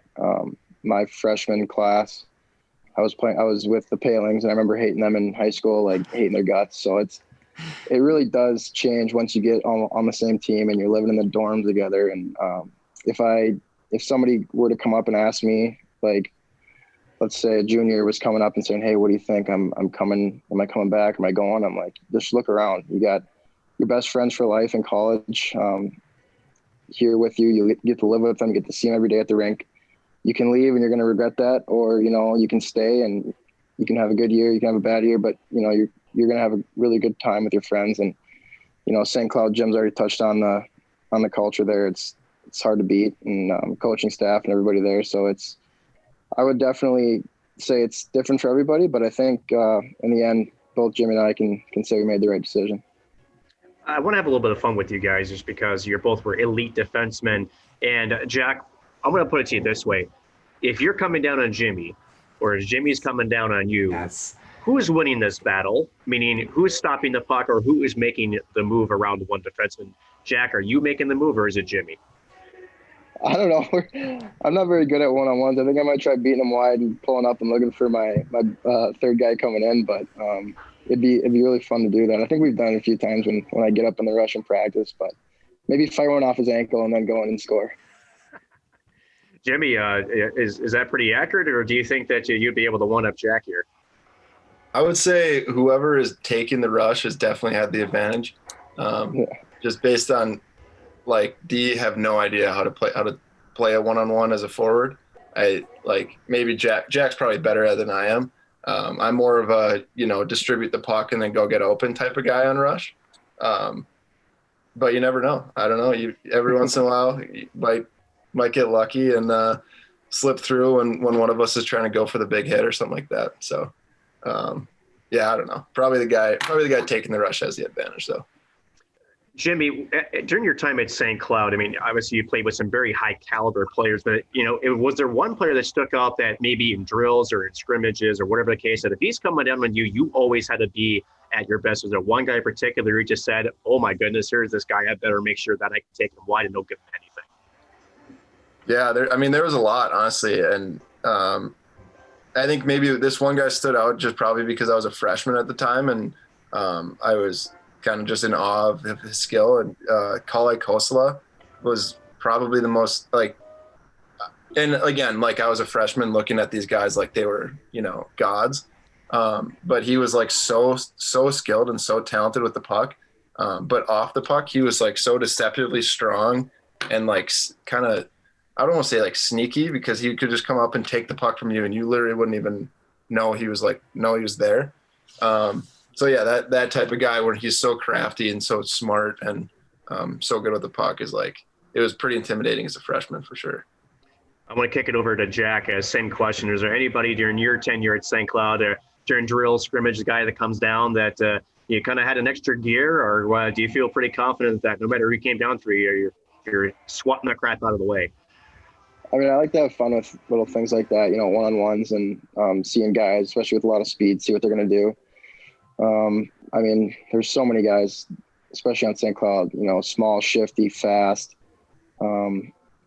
Blake was always one that I really enjoyed taking a one-on-one against, because he would, really challenge you, and he could either, drive wide or, put it through your stick. So he was one that it was really fun to deal with. And, you got the Newells and the Robbies and the Ryan Palings, and it's just more so fun to me, or for me, when they're coming down on you, all right, what are you going to do? Am I going to either let you up, or am I just poke the puck away? Yeah, definitely. And kind of in the same vein, Jack, like we mentioned, you signed with the Boston Bruins, as did Nick Wolf of the University of Minnesota Duluth. When you go on the road, I mean, what was your favorite place to play? Was there a particular opponent or a particular player that stood out to you as a guy that you definitely had circled in the lineup card against St. Cloud State every night? Maybe a building that was intimidating besides North Dakota. We're leaving North Dakota out of this because I feel like their rink just doesn't even count. But is there a favorite place to play? Toughest team to play?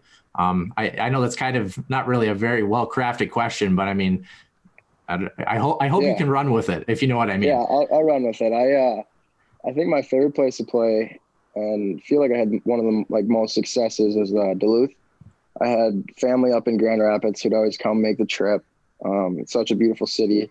The rink's kind of a old school feel with the colored seats, and I just felt every time we went to Duluth, I was comfortable there and had a big fan section watching me, and that was always really fun to go there. And one of the players, like you mentioned, one of the players who, it's actually funny, I was texting him the other day. He was on Western Michigan, Hugh McGing. He was my buddy in Cedar Rapids, and he'd always seem to either score or have a big hit or something when we play against him. But I think I got the upper hand on him a few times playing against him. But I think it was more so, like I mentioned earlier, fun. Seeing him, haven't seen him in a few years in Cedar Rapids, and then get to go out to Western Michigan, or they come here and play against him. We're definitely itching to get to this Western Michigan talk, but right before we do, Jimmy, kind of similar question. I mean, is there a guy that really sticks out to you? I'd also be kind of curious, with a year of pro hockey and some change under your belt. I mean, you mentioned Marc-Andre Fleury. I mean, are there a couple guys in training camps as well with the Vegas Golden Knights, or teams that you played against where you're like, holy crap, this guy can play hockey? I mean, in the preseason, I would say just like literally everyone. Like it's actually crazy how you don't even you've never heard of a guy before, but he'll make like these crazy plays that you just don't see at the college level. So that was pretty eye opening to me. In college, I think we had some really good battles with with Duluth for sure. Like you said, North Dakota, we had good battles with those teams. I would say someone that stuck out for sure would be Wade Allison from Western Michigan, because he was a guy that he played on Tri-City. So when I played in Omaha in juniors, we kind of played against each other a lot, had some good battles, and then kind of up through the college ranks. And a guy like that. I guess I probably should mention like a guy like Rhett Gardner on North Dakota. Just he played hard, and he was really like a two-way guy. I guess that's someone I work out with now, so he maybe just comes out the top of my head. But those two guys for sure. And I guess probably Jack's buddy Besser was pretty nasty when I played my freshman year. So that was another guy for sure. So let's kind of jump right into the Western Michigan talk too. You guys both mentioned to us pre-show that you got a chance to take in the Huskies game yesterday, which was Tuesday, a 4-3 victory against Western Michigan for the Huskies' first game of the season in the NCHC Pod. Kevin Fitzgerald, like you mentioned, with the opening goal. Western Michigan ties the game off of kind of a fluky bounce behind the net, beating David Rennick, and then kind of a gritty goal. Micah Miller gets on the board. Always loved his game. Western Michigan with a couple of daggers at the end of the second period. And then the Huskies, I thought were the better team and were kind of on the ropes. And then the first collegiate goal ever for Kyler Kupka to tie the game. And then with 27 seconds left, Jeff Passolt's nephew helping out the St. Cloud State Huskies once again, batting Nick Perbick's shot into his own net. Thought Nick Perbick's had a really good game as well. Jimmy, we'll start with you. Let's just get right to it. As a defenseman, have you ever batted the puck into your own net? I mean, what do you think is the mentality there trying to get the puck away? I mean, can you explain that play at all for Husky fans? And other than that, how are you feeling about the boys 1-0 to start the season? I love it. I loved watching the game. I really think that St. Cloud looked good. There was times, I would say maybe like at the end of the second period where it seemed like it was like the first game of the year, which you can't fault them. Like there wasn't preseason, like as much as you can do in the weight room conditioning wise, you can't really get ready for real game scenario. So it seemed like there was just kind of tired mistakes, that type of thing, which kind of led to those two goals at the end of the second. But I was really impressed that Nick Perbix had a really nice play, and I was texting him today about it. I think that's one of those scenarios where it's the end of the game and you've kind of just got the mush brain. You want to do the right thing and you're trying so hard to win the game when it's tied that late, that he just kind of panicked and wanted to get the puck out of that area and had a bad bounce. So you guys said before that you felt bad for him. I personally didn't, because I know with playing Western Michigan so many times that there would be no ounce of them that would feel bad for that scenario if it was flipped around. So it happens in hockey. It sucks for him for sure, but I was more happy for the Huskies than feeling sorry for that guy. Then flipping it over to Jack. Jack, you might feel a little bit more vindicated. I mean, you guys were set to play Western Michigan in the NCHC playoffs, and to see the boys come out, obviously you didn't get a chance to finish your season. To see them come out and get the job done must have been obviously really exciting. And then kind of like Jimmy had mentioned, I mean, another topic that we're going to get into that fans have probably already heard by this point when we talk about the show, Nick and I will on Friday, is there's not a lot of love for those defensive plays that Nick Perbix makes in order to try to turn the puck up the ice for the game winner, but also, defensive breakdowns that do happen, like Jimmy mentioned, and kind of David Rennick taking a little bit of the blame for a couple of defensive breakdowns. Can you kind of walk us through a little bit when David Rennick, maybe should have had a stop or two? Do guys even think about that? I mean, can you kind of talk about David a little bit and what he's seeing, where it's not really all on David Rennick's shoulders in those kind of plays? Because I don't think fans really understand sometimes that, yeah, David Rennick is the end recipient of that, but it takes a team effort to win. Sorry for that kind of loaded question there. I'm definitely curious to see how you felt about the game in general too. Yeah, I thought the game was really great. I was actually really surprised not surprised, but like they haven't played in forever. They came out like just so fast, so quick, and they were making passes and making plays. And then you saw, like Jimmy mentioned, in the second period, just later into the game, it was kind of coming to fall apart a little bit. Just, your lungs are kind of hurting a little bit. Your legs are getting a little tired. So no fault in any of that. It was a really good game. And then with those goals, same thing. David hasn't seen a real game shot. They have scrimmages. They have all these things where it's all kind of controlled, and he knows how all the St. Cloud guys shoot. So it is really different. And I thought he looked really good in the game. That one coming off from behind the net, just a tough goal. You can't really do anything about it. And I thought he did a really good job at bouncing back, especially in that game, just holding him down. And at the end of the day, he got the win. And I know seeing his reaction at the end, when the buzzer rang, he was happy. He doesn't have a sad bone in his body. And I know he was grateful for that good goal at the end. Jimmy, a couple of questions, at least for me, for both of you. And again, we thank you both for joining us this afternoon. But, you've had at least a year under your belt as far as a pro schedule is concerned. And with this Omaha pod, what's interesting is, you're playing, at least for St. Cloud. You had a game last night. You were scheduled to play tomorrow. Unfortunately, that was canceled because CC still has some COVID-19 issues. They'll play Saturday, then Sunday, and then again on Wednesday. As far as, maybe have you been texting some of the guys as far as maybe some hints as far as, what you've experienced as far as trying to keep your body healthy, trying to keep your legs fresh? Has there been any conversations about that with the boys? Yeah, I would say actually more so now. I talk to my brother John every day. He plays in Omaha, obviously, and so that's more of my inside path to the bubble. I've talked to a few of the guys, but more kind of surface level conversations about hockey. So yeah, I try to help out John for the most part. Just with like living at a hotel, not being really comfortable in your place. But then I see like I'll be FaceTiming him and I'll see that he has like a couch and a kitchen in his hotel room. So then I don't feel so bad anymore. So yeah, I think, but to answer your question, I think it's kind of just, it's more of a pro style schedule a little bit, because you're not preparing for one team, playing them twice in the weekend, having Sunday off and then kind of doing it all over again. So I think it's going to be more interesting. It's going to be some hard fought games. And I think it's just, who's going to want it more.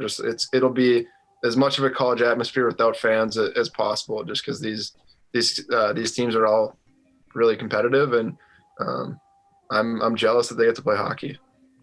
And Jack, I just want to follow up with you a little bit. It's sort of like almost like a college playoff type atmosphere in Omaha. Again, you play one team one night, it's a different team night in, night out. And I guess to be successful in this type of setup, I guess because you're just removed from your college career, how did you yourself prepare before every single game? And, for these guys, I know it's a little bit of a different scenario, but, is the key really for this team to really gather consistency early? Is that going to be the key to success? Yeah, I think so. I mean, they've been, building up that chemistry for however long they've been on campus. So I think, building it up before the season starts, and then finally when they get to the bubble, it's time to prove how well they really did gel. So I think, getting certain things together, like a power play or a penalty kill, really crunching down on those kind of things. And, even something as little as a controlled breakout, like controlled breakouts don't look that hard until one guy messes up and all of a sudden the puck's in the back of your net. So little things like that is going to really kind of take control of the bubble, I think, at the beginning of the stages. And then once everybody starts to, get comfortable and get used to their routine, it's going to, play out as it will. As Nick had kind of alluded to, pregame routines obviously are different for every guy. Jack, I think we used to call it sewer ball. Some guys just call it soccer, but kind of that soccer warm up where you guys would, kick the ball around and kind of try to get each other out or that sort of thing. I mean, were there any kind of either pregame routines or any sort of games like NHL tourneys or any golf outings where you and the boys were really competitive? I mean, who was kind of good at what? And I mean, any sort of particular competitive things that really fired those competitive juices that you really didn't maybe know that a guy had come in being the best Mario Kart player in the world when you first met him? Oh, man. Yeah, I don't know. Oh, geez. Yeah, I know. I made you kind of think a little bit there. My bad. No, you're good. I'm just trying to think, like, I'm not a big sewer guy before games, but I know, like, it really did get heated with a few guys where it was like they wouldn't even want to look at each other. I'm gonna have to think. I can't think right now. That was a good question. You're a pretty good scramble golfer, but like an average regular golfer, right? I mean, how's your golf game looking? My golf, like you said, I'm a good scramble player. I played more this summer than I probably ever have. I think golf should only be 15 holes. I don't think there should be 18 because I think everybody gets sick of it after a while. But you can find me at any scramble tournament. I'll be there, and I'll try to be your ringer coming in with my short game and my long drives. I like it. Jimmy, I mean, what do you kind of do to pass the time, especially when you were in college? Is there anything that you were competitive? I know you were pretty big, actually, as far as the community was involved too. I mean, you spent a lot of time helping with special education and Special Olympics as well. I mean, what kind of occupied your time when you were in a Huskies uniform in your downtime? Well, I think a lot of things. I think that one of my favorite parts about rooming with Clark and Clark Custer and John Lazat is like they both love just like playing games and competing, like kind of no matter what it was. And I think that kind of happens anytime you get kind of the groups that we played with growing up, or not growing up, but in college, like Jack's class and my class. When we get together, we'll just go play, like whether it be racquetball or basketball at Hollenbeck, or we take the annual Florida trip every year to Paling's house, and we'll play beach volleyball, beach soccer, ultimate football, that kind of thing. Like anything we're doing, we're competing, and I think that's kind of our it's kind of just a hockey player thing in general, is you just want to go compete. So whether it be video games, Fortnite, Call of Duty, whatever, we'll play 2-on-2 NHL tournaments and that kind of thing. You just want to compete and play, and when you're not competing on the ice, I think is kind of just the same thing off the ice. Once again, we thank you guys for joining us. This is my last question. Not sure if Nick has one, but I'm going to wrap up my set of questions here and give you guys a mental break here. Jack, I mean, you got, thankfully for us, a player profile. Your favorite movie is Lone Survivor. You like Californication as a TV show. Favorite musician, Chris Brown. That's kind of interesting. What kind of TV shows and movies should we start to look for if we're hanging out with Jack Ahcan? I mean, or maybe some music too. I mean, what's got to be on the road playlist moving from Providence to Boston? Yeah, I've been listening to a lot of Juice WRLD lately. Rest in peace. Something about his music. It's really sad, and I'm not a sad guy at all, but just listen to some of the lyrics that he says. I really like to, dive into what he's actually saying instead of, listening to some guy just talk about nothing. And I think just listening to him when he was like rapping or singing or whatever is really, really interesting to me. It doesn't really necessarily, involve anything that's going on in my life because it's pretty sad stuff. But I think he's a really good artist, or he was. And when I was younger, I was a big Chris Brown guy. Just watching his dance moves, he's unbelievable. I don't know if you've seen the Netflix documentary with him. I don't know if it's still on there, but I watched that, and a bunch of my buddies were kind of like, "Oh, I don't really like it." But he was one of my like idols growing up, watching him dance and kind of, comparing him to Michael Jackson when he was coming up is pretty insane if you actually think about it. So that was that's another thing that I like to watch. And lately I've been watching Sons of Anarchy. I'm on season 7, episode 7 maybe, and it's got me hooked. I'm almost done. I got to get back on Hulu to finish her off. I just imagine all the older. My last question. I just imagine all the older listeners that we have saying, "Who the heck is Juice WRLD?" But Jimmy, to kick it over to you with your kind of leisure activities, one of the things that was listed actually in your player bio as well, you enjoy lumberjack competitions. Can you kind of fill us in on that a little bit and what that's kind of about? Well. I could give you a made up answer, or I could just be honest. I think for the came back to bite you. Yeah. For the player profiles that year, we just grabbed one, wrote our name on it, and then put it back in the middle of the table and grabbed someone else's, and then wrote whatever we wanted for them. I don't even remember who would have put that. I'm sure it was some underclassman thinking like, "Oh, I'm gonna." I don't know. That's totally all right. We had Kevin Fitzgerald on, and he said that Nick Perbix wrote his, and his favorite sport was cricket, and his favorite book was One Fish, Two Fish, Red Fish, Blue Fish. So yeah. I appreciate you being honest with us. We're going to have to be a little bit more wary of those, I think, in the future. Right. That's awesome. I do. I would say my younger brother is big like outdoors guy, so we have like one of those hatchets that like for axe throwing that we can do just in our backyard. He has like throwing knives and that kind of stuff. So if we wanted to set up a lumberjack competition, we probably could. But I think we just do it just to, I don't know, have fun. I've actually been to one. They're of my cabin. It's called the Tall Timber Days. They're actually really cool. Yeah. Well, they're pretty sweet. So there you go, Jim. I'm just trying to imagine Jimmy Schuldt doing the log rolling competition where he's running across the log on the water. I feel like you'd be good at that. Good core strength. That's a good, maybe future Vegas Golden Knights workout. I don't know. Maybe. I don't know. I'd probably excel at other types of events. Probably not the water events, but I don't know. I give it a shot, I guess. I think if there's anything I've learned is don't break into either one of these two houses. They're loaded with plenty of weapons to choose from. So with that being said, my last question for you guys, and this is kind of a hypothetical question. And again, trying to have a little fun here. Both Boston and Vegas, both teams high up in terms of who they have as far as players are concerned. Both teams that could be competing for your cup. If Vegas and Boston meets in the 2021 Stanley Cup final, who do you guys got? Who's winning it? Jimmy, I want to start with you because I see the smile and I see the opportunity. Please tell me what that answer might be.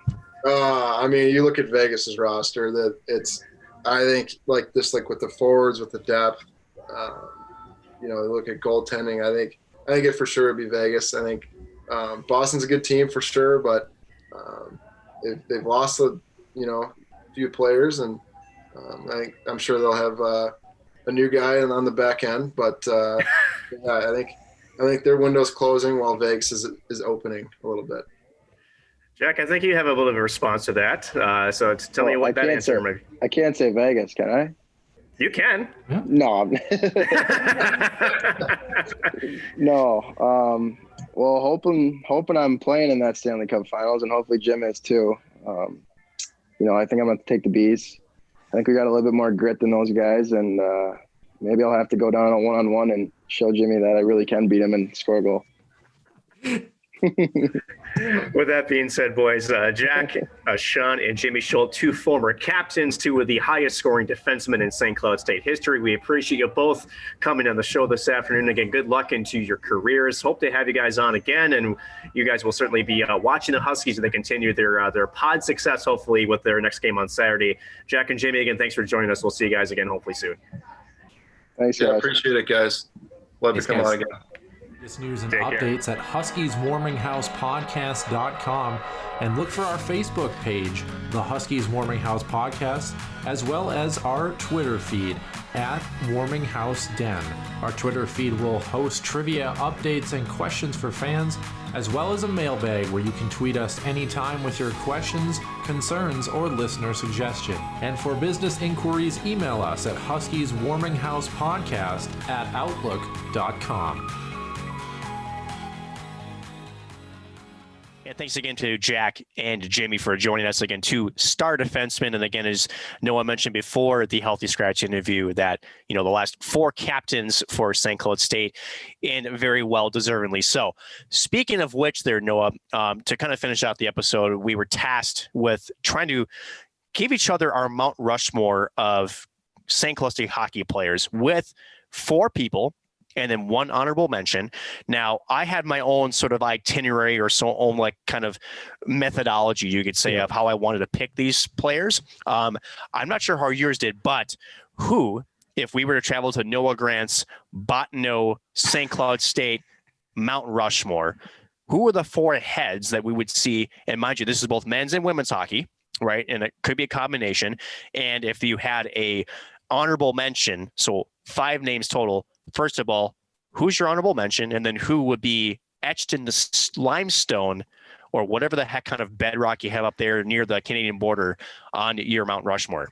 Well, I know that if there was a St. Cloud State Mount Rushmore of hockey in North Dakota, it probably would last about an afternoon, the way that UND fans are around here. Goodness gracious. But I do my best to protect it. Hashtag Go Huskies Woo with 5 O's. Anyway, moving into my honorable mention, like you mentioned, we'll start that off right away here. And my selection is a men's hockey player. I guess I'll just reveal I have 4 men's hockey players and 1 women's hockey player on my list. So starting with men's hockey in the honorable mention, it's a guy by the name of Dave Paradise from 1993 to 97. And this one kind of stuck out to me because he's 16th all time in Division I points with 122. So nothing, crazy by any means, but this is what I really liked. And this kind of will go into my methodology for some of my other selections. Obviously there's guys, like Ryan Lash, who, is the all-time leading point getter. But for me, I look for players that were well-rounded players who were kind of in multiple categories, or players that you could see that they weren't just an Alex Ovechkin type where they were going to be a high goal scorer. I think of a guy like Johnny Brodzinski, which is a very phenomenal hockey player, but didn't have a lot of assists in his career, was mainly a goal scorer and potted, I believe, 62 goals, but not that many assists. So for Dave Paradise, the thing that stuck out for me, he is the all-time Division I leader in shorthanded goals in a career with 9. And he is the all-time leader in penalty minutes with 297 and is 7th all-time in power play goals with 23. So for me, I'm kind of thinking, how is this guy the all-time Division I leader in penalties and minutes, but still is so good in special teams and is in all of these situations? For me, I just kind of thought that was phenomenal that he ended up with 122 points and so many of those special teams leads, just because, I don't know, it really impressed me. And I thought it was very interesting and stuck out to me very strongly. Moving into my actual top 4 that would be etched in stone. I don't know what kind of stone we would have. All I think of is fracking in North Dakota, and that's probably a discussion we don't want to get into. But speaking of one fracking good player, a player that we did just have on the show, Jimmy Schuldt, it was on my list. 38 goals as a defenseman, tied for 18th all-time in points in Division I era. And to put that in perspective, in terms of the defensive core, Kelly Hultgren had 28 goals and 107 points, and Jack Ahcan had 21 goals, and Jimmy Schuldt finished with 118 points. And the other thing, too, is he's one of the most beloved St. Cloud State players of all time. Just a class act on and off the ice. Not often you see a sophomore come in and wear the C for 3 consecutive seasons. So for me, I thought Jimmy definitely had to be on this list. Moving into my third pick here, this one might be kind of interesting and controversial for a lot of people. Not really controversial, but Joey Bennick was on my list from 2012 to 2016. And the reason for this, he finished, if I can pull my sheet over here, apparently I can't read it very well. He finished with 59 goals, which was higher up on the list for guys who played that were kind of out of that mid 2000s era onward, if you will. 126 points, which is 10th all time in goals and 13th in points in the Division I era. He's 9th all time in goals in a season, but he's the all time leader in game winning goals in a season with 9, and 6th all time in his career. But a couple things that stood out to me here. He had the second lowest number of penalties in the top 15 of all-time Division I scorers with only 19 penalties. And the next closest was in the mid to high 20s. So for me, that's important for me to a guy that's a 200-foot player, but also, he's staying out of the box as well. So if we're going to talk about this, because Ryan Lash is actually not on my list here. And people might wonder why I put a guy like Joey Bennick in there, but not a guy like Ryan Lash. Well, Ryan Lash finished with 79 goals, which is 20 more than Joey Bennick did. But 37 of those came on the power play and 42 were at even strength. So for me, not to take anything away from Ryan Lash, because he's one heck of a hockey player, but I mean, Joey Bennick was a guy who tallied points at 5-on-5 on even strength. So for me, I think that really sticks out. And I believe his freshman year, he fractured his leg and was held to only 12 points in 24 games. So, I mean, to finish, 13th all time in points in the Division I era with 126, and to pretty much have a very, very subpar season by his standards. I think I would really love to have seen what a healthy Joey Bennick would have been able to do in his time at St. Cloud State as well. Moving in to my list, my only women's hockey player on this list, Nick, from 2006 to 2010, which that 2010 women's hockey team was one heck of a group. Holly Roberts, who's a St. Cloud State native, second all-time in points and goals. She's second in points by just a single point with 126 and 54 goals to her credit.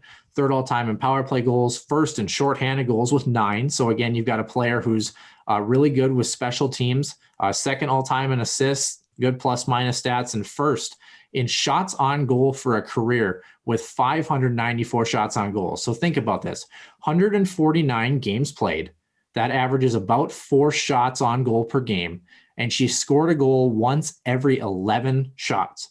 So you want to talk about a player where you're going to expect for sure, every 3 games, you're getting at least 1 goal in the back of the net. I mean, that's just, especially for when we think about St. Cloud State women's hockey, and this isn't a knock on the women's team, but they haven't had the most productive season. So to have a player who is able to tally that kind of production, I mean, I think of a player like Clara Himlerova that has a potential, if she continues to grow as she does, in her offensive production, a 3-time scholar athlete as well. So like Jimmy Schuldt, really good in the classroom and community, 2 hat tricks in her career as well, which hat tricks are hard to come by in the college game if people don't understand that.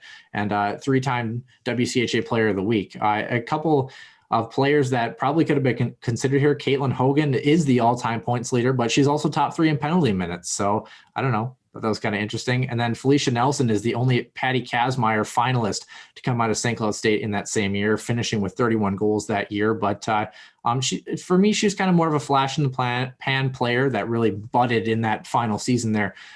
But the thing that irks me, and the reason that I think that Holly Roberts deserves more credit than she has here, Nick, you have 2 Patty Kazmaier Award nominees that year in 2010 for the women's hockey team. You have a WCHA Student Athlete of the Year, a Frozen 4 Skills Competition participant, a co-WCHA Player of the Year, and a Women's Reebok Hockey Division I All-American second team member. Lots of accolades there, right? Not one of those awards went to Holly Roberts, even though she led her team in both points and assists that season and is second all-time by a single point in career points by a women's hockey player. So for me, we talked about Emma Paluzny a little bit earlier. On the forward side, I think she was definitely snubbed as far as this was concerned. So let's move into the very last one that I have, Nick. And I'm probably going to butcher this name because I've heard it pronounced a bunch of different ways. So is it Callie Casilla? How do you say it? Kosela, thank you. Yeah, sorry. I apologize. I'm struggling with that one. But again, 2012 to 2016 in that same realm with Joey Bennick as a teammate. He's the all-time leader in assists in a season with 40, fifth in points in a given season. He's second all-time in total assists for a career with 105. That is mind-boggling to me. And another thing for him as well, he sits sixth all-time in points at 153, but he also spent time nagging an injury for almost an entire season. So like for me, I think about with both him and Joey Bennick, I mean, imagine these guys fully healthy. And you think about that group. I mean, they were part of that group, with Drew LeBlanc, with Johnny Brodzinski, when they go to that Frozen Four. I believe Nick Dowd might've been in the tail end of that in like 2014 as well. So, I mean, you think about these guys as well. They're not only good hockey players, but they also kind of helped continue to carve that footstone for the Huskies to transition into a good WCHA team and then a really good NCHC team when that league first started. I don't know. I just maybe I should have had a coach or two in there as well, but I just thought, these players left it all on the ice, and I think they were deserving of being on my Mount Rushmore. So I am very, very curious to see if any of yours line up with mine. I'm very curious to see if you have a women's hockey player in your list, if not more than one. But who do you got for us, Nick? So, first of all, I would do everything in my power to make sure that my list was not the same as yours. I mean, come on, let's be real. Good. I don't want to be associated with you. You kidding me? Shit, exactly. It's like once a week is already enough for me. Yeah. On top of that, when you think of Mount Rushmore, it's symbolic, right? It means that somebody has carved a path of either excellence and, as you mentioned, has opened a door for others to follow and to essentially try to take a bar that was set and to raise it higher, right? So I do have one women's hockey player and I do have four men's. We'll start with my honorable mention, Jack Ahcan, one of our guests this week. Now, Jack, his numbers aren't going to be statistically leading besides the fact that he got over 100 points. Now, as a defenseman, that's insane. But what really drew me to him and what I asked him in our interview was his deception. He was a very unique player as far as defensively is concerned, because when he got in the offensive zone, that was his bread and butter. He was a guy that just with the way that he had his center of mass, the way that he could control his edge work, and just how he could look off and make passes that you just aren't expecting, he's a very unique and amazing defenseman to watch. Not the biggest guy in the league, but he made up for it with his deception to me. And so for a guy like Jack Ahcan, his unique approach to being a defenseman, when we're seeing more of this, again, we talk about Torrey Krug, a guy that he could potentially replace on the Boston roster. He was kind of, I guess, the forefront of what we're seeing as more of a smaller, guy rush into the NHL. And to do that, to overcome your lack of size, you have to be a good skater. You have to be, I guess, a guy that makes people guess. And Jack Ahcan has those qualities. Again, you talk about Jack Ahcan in terms of what he brings to the ice. 17 goals, at least in his career. Not eye-popping numbers, but he did also was part of the USA World Junior team in 2016/17. Notched 1 assist in 7 games. Very, very tough. And he looked really good. So to me, Jack Ahcan fills that honorable mention list for just how unique he was to the game. Let's go to who is going to be carved in limestone, shall we? Let's first talk about a goaltender, Charlie Lindgren. Yep. A guy that was in my backyard, went to Lakeville North High School, but his numbers at St. Cloud his 3 years are just redonkulous, Noah. I want to go back to the 2015-16 season. 40 games played, 2.13 goals against average, a .925 save percentage, and a 39-1 record. That is redonkulous type numbers. Just the season prior to that, think of this. His numbers aren't that much different. 226 goals against average, .919 save percentage, so they're slightly less, and yet his record was 19-18-1. So you talk about a goaltender doing his job and what an offense can do to a goaltender's numbers. He epitomized that. He literally was trying to keep them in those hockey games, and he was a 100% the reason why he was there. Now with the Montreal Canadiens and at least that organization, I think right now he's a free agent, if I'm not correct. No, he'll be part of Montreal this year. So to me, you have to have a goaltender there at least because you have to have somebody stopping the puck. All-time leader in goals against average as well. Yes, career-wise absolutely. Too. It was between him and I think maybe Ryan Farragher and Bobby Gepfert were my top 3 in goaltending there. I thought about adding a goaltender, not to interrupt you, but this list, just for people, did you find this incredibly hard? Like, not to interrupt you, but I thought it is hard because you could approach it so many different ways, honestly. And it's not that, you'd leave some people out that quite deservedly could be on multiple Mount Rushmores, right? Yep. The problem is, and what's hard is, how do you pick 4? Mm-hmm. And so to me, I was trying to go with a variety, people that I've seen play. And some of these last 2 I've seen play. In fact, actually every single player that's on this list I've seen play in person. Let's go to my next participant, who is a women's hockey player now over in Europe, is Silke Julia Tilke. Yeah. Just insane in her 4 years, at least for St. Cloud Huskies are concerned. At least a season, 3 or 4 seasons over 20 points. Only 1 season less than 10 goals in a season. That season, she actually had 15 assists. So, but again, you talk about the intangibles that Julia Tilke had. She had deception. She had one-on-one capabilities where she can make you miss. She had speed. She had creativity. She was somebody that, again, we talk about as Sam Henches, that when she had the puck on her stick, you have better know that where she is at all times because she won't make you pay. Julia Tilke to me was fun to watch. She was a spark plug for the Huskies offense. I'm happy to see that she's over in these, looks like the Swedish leagues. It looks like last year had a pretty, mirror season compared to what she was here with St. Cloud, 10 goals, 8 assists for 18 points and 29 games played. So pretty good numbers. There was a plus 23 for those who care about that number. You and I probably don't. But for whatever reason, some people do. And more importantly, in the playoffs when it matters, right? 1 goal, 3 assists for 4 points in only 6 games played. So came and showed up in the playoffs, right? So Julia Tilke, for me, absolutely earns a spot there as 2 of my 4 in Mount Rushmore. Here's the other 2. How can you forget about Drew LeBlanc? How can you forget about this guy, the Hobie Baker winner for St. Cloud State? First of all, his numbers aren't eye-popping. And again, you and me know, I think we can appreciate this. In his career, at the end of it, 50-point season his senior year, captain of the team. You talk about that 2012, 2013 magical Husky season where they go win the regionals before that heartbreaking loss in the Frozen Four. But 13 goals, 37 assists, 50 points in that major campaign. But he was just a guy that was an absolute bulldog with the puck. He was a guy that loved to take the puck wide. But more importantly, he wouldn't always go behind the net. He would actually try to earn that ice in front of the goaltender. He was not afraid to cut across the middle.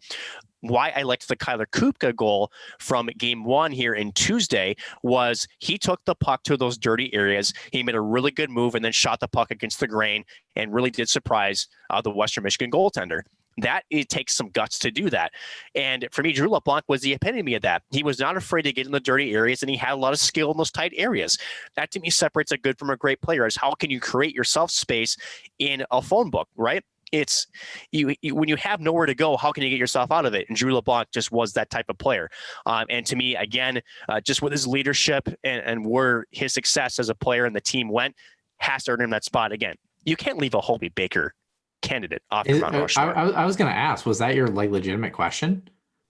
No, I was like, it wasn't a legit question. Is it rhetorical? Is it rhetorical? It's rhetorical, yeah. Okay. To me, it's a rhetorical question because, again, you talk about the symbolism as far as like what I wanted to put in my Mount Rushmore was, again, if you had this actually constructed and you were trying to inspire other young hockey players to go to St. Cloud, who were the faces you want to put up there? Sure. Right. And so to me, that was the reason why Drew LeBlanc got there. Last but not least, Matt Cullen. Matt Cullen. Now, it seems weird because he's only here for two years, right? He wasn't a 4-year player, but in the 2 years, I would say that he probably made more of an impact in 2 years than a lot of other players had. In his 2 seasons, again, 95 to 96, 96, 97. 12 goals, 29 assists, 41 points, and then 15 goals, 30 assists for 45 points. In 6 games with the USA World Juniors in 95, 96, in 6 games had 4 points, 3 goals, 1 assist. And not to mention, this guy wanted to win a couple of Stanley Cups, right? Like 3 of them? Yeah. 3 of them, 1 with Carolina, 2 with Pittsburgh. So he's a proven winner, right? Went to Morehead High School as a local kid. And when Matt Cullen was around, he was St. Cloud State's first big recruiting fish, honestly. So you talk about a guy that was kind of paving the way for why would high-profile players come to St. Cloud versus programs like University of Minnesota, University of Wisconsin. You have other high-profile. Go out east of Boston College, Boston University. You have to, if I'm a player that's out in wherever, right, high school player, you look to go to places that are loaded with talent, right? Because tell me, Noah, if you were a Division I player and you had an opportunity to play for a big conference type team, would you be more interested? Yes, the culture matters, and I think St. Cloud has that culture. But if you're 95, 96 and you saw Matt Cullen go to St. Cloud, wouldn't that raise your eyebrow? Like, maybe I could go win a championship with him, right? Good players attract other good players. To me, he was sort of the breaking point as to what put St. Cloud State as on the map as a serious contending Division I type program. It starts with good players, and it takes that one guy. And to me, he's that one guy. He's a proven winner at the highest levels with 3 Stanley Cups. In his short time with St. Cloud State, he did produce and contribute a ton. And to me, that's why he earns his name on my Mount Rushmore. And so many players that we could have added, Tyler Arneson, Jeff Satterdahl, and Ryan Lash, obviously. I mean, so many guys that and gals that were definitely deserving on this list. And I think the thing that is really interesting to me, think about some of these players that we mentioned, Drew LeBlanc, Ryan Lash, even in that group. I mean, how many games did they play in the National Hockey League? You think about what it truly and honestly takes to get to the next level and be your Matt Cullens, your Mark Parishes, your Tyler Arnesons, your Brett Hedekins. I mean, it's amazing to see some of the best goal scorers and guys that had success at one level does not necessarily mean that you're going to have success at another level, and vice versa. If you're a middle of the pack hockey player, at one level, I think of a guy, who is still a very good hockey player, but a guy like Nick Dowd, who is, wasn't anything, oh my gosh, but think about the NHL career that he's carved out. Matt Hendricks, another guy too. I mean, it's just, it's very fascinating to see where some of these guys end up in some of the unique records and things that they do end up holding. And like you would kind of mention too, it's hard, like we mentioned, a guy like Jeff Satterdahl and, or even guys back in the Division II era, it's so hard for us, I think, to evaluate just because, like Mike Brodzinski, one of the best players, in that pre-Division I era, but it's hard for us to evaluate just because of how much the game has changed and just where you're old, but you're not that old, so it's. Can we please record that? Can we please seriously highlight that for me? That's got to be one of our new opening montages. You're old, but you're not that old. Yeah. Well, I rest my case. But yeah, to close this bit out, that I found this extremely, extremely difficult because it's all about, what do you kind of value as a player? What do you like in terms of guys that you're looking for? I would love to, truly and honestly, and hopefully I think it sounds like we're going to have him on for our little Christmas special. I would love to see what a guy like Bill Prout's list looks on here. Does he put a guy like Ben Hanowski on there, who was the all-time leading point getter in Minnesota high school hockey? It's very interesting to see, how nobody's Mount Rushmore looks the same. We do know who has the best Mount Rushmore, though, Nick, and that is Go Huskies Woo, Jeff Finger all 4 times, and for the honorable mention to boot, right? So, speaking of which, not even debatable. Not even debatable. Yep. And speaking of which, before we end the show, it's a good thing that I remember this because we forgot to mention this in the open. How about Go Huskies Woo and some of these other people who kind of essentially raise money for charity during the hockey game on Tuesday and kind of our contest that we had as well. I can't believe we forgot to mention that. But kudos to everybody who was able to pitch in a little bit of dollar amount. Johnny Brodzinski was in on that bet as well. Yeah. Gino Parrish, I saw his name pop up there too. And I believe it was the Second Harvest, which is more or less like a food shelter, essentially. Yeah. So, I mean, and it kind of happened organically. So, yeah, very much kudos. I know that especially with, of course, the holidays, you're always looking to try to, help out a little bit extra. But especially now with the pandemic, I mean, there's more people that are hurting. And so it's really good to see that, people are pitching in to help out others in a time of need. Yeah, those kind of things. I mean, honestly, we're getting ready next week for episode number 40 with Rachel Herzog. And, this is great what we get to do every week, but to see stuff like that and see, obviously we didn't have too much of a hand in it, but to see it end up where our idea ends up sparking that sort of thing in the hockey community. I mean, that's why we get up and do this, albeit somewhat sleepy eyed sometimes every week, just because, of things like that. So it's just amazing to see. And was that an unintended pun right there, that the food shelter, the cause was organic? Is that fair to say? No, I'm not a vegan. I don't care about non-GMO. Rachel Herzog actually is. We're going to have to ask her about that. At least she was when I talked to her last. So I don't know. Stay tuned for next week's episode number 40 with Rachel Herzog, where we talk to her about her diet and maybe some hockey and some media stuff as well too. That'll do it for this week's episode on the Huskies Warming House podcast. And we hope to see you back in the den for next week's show.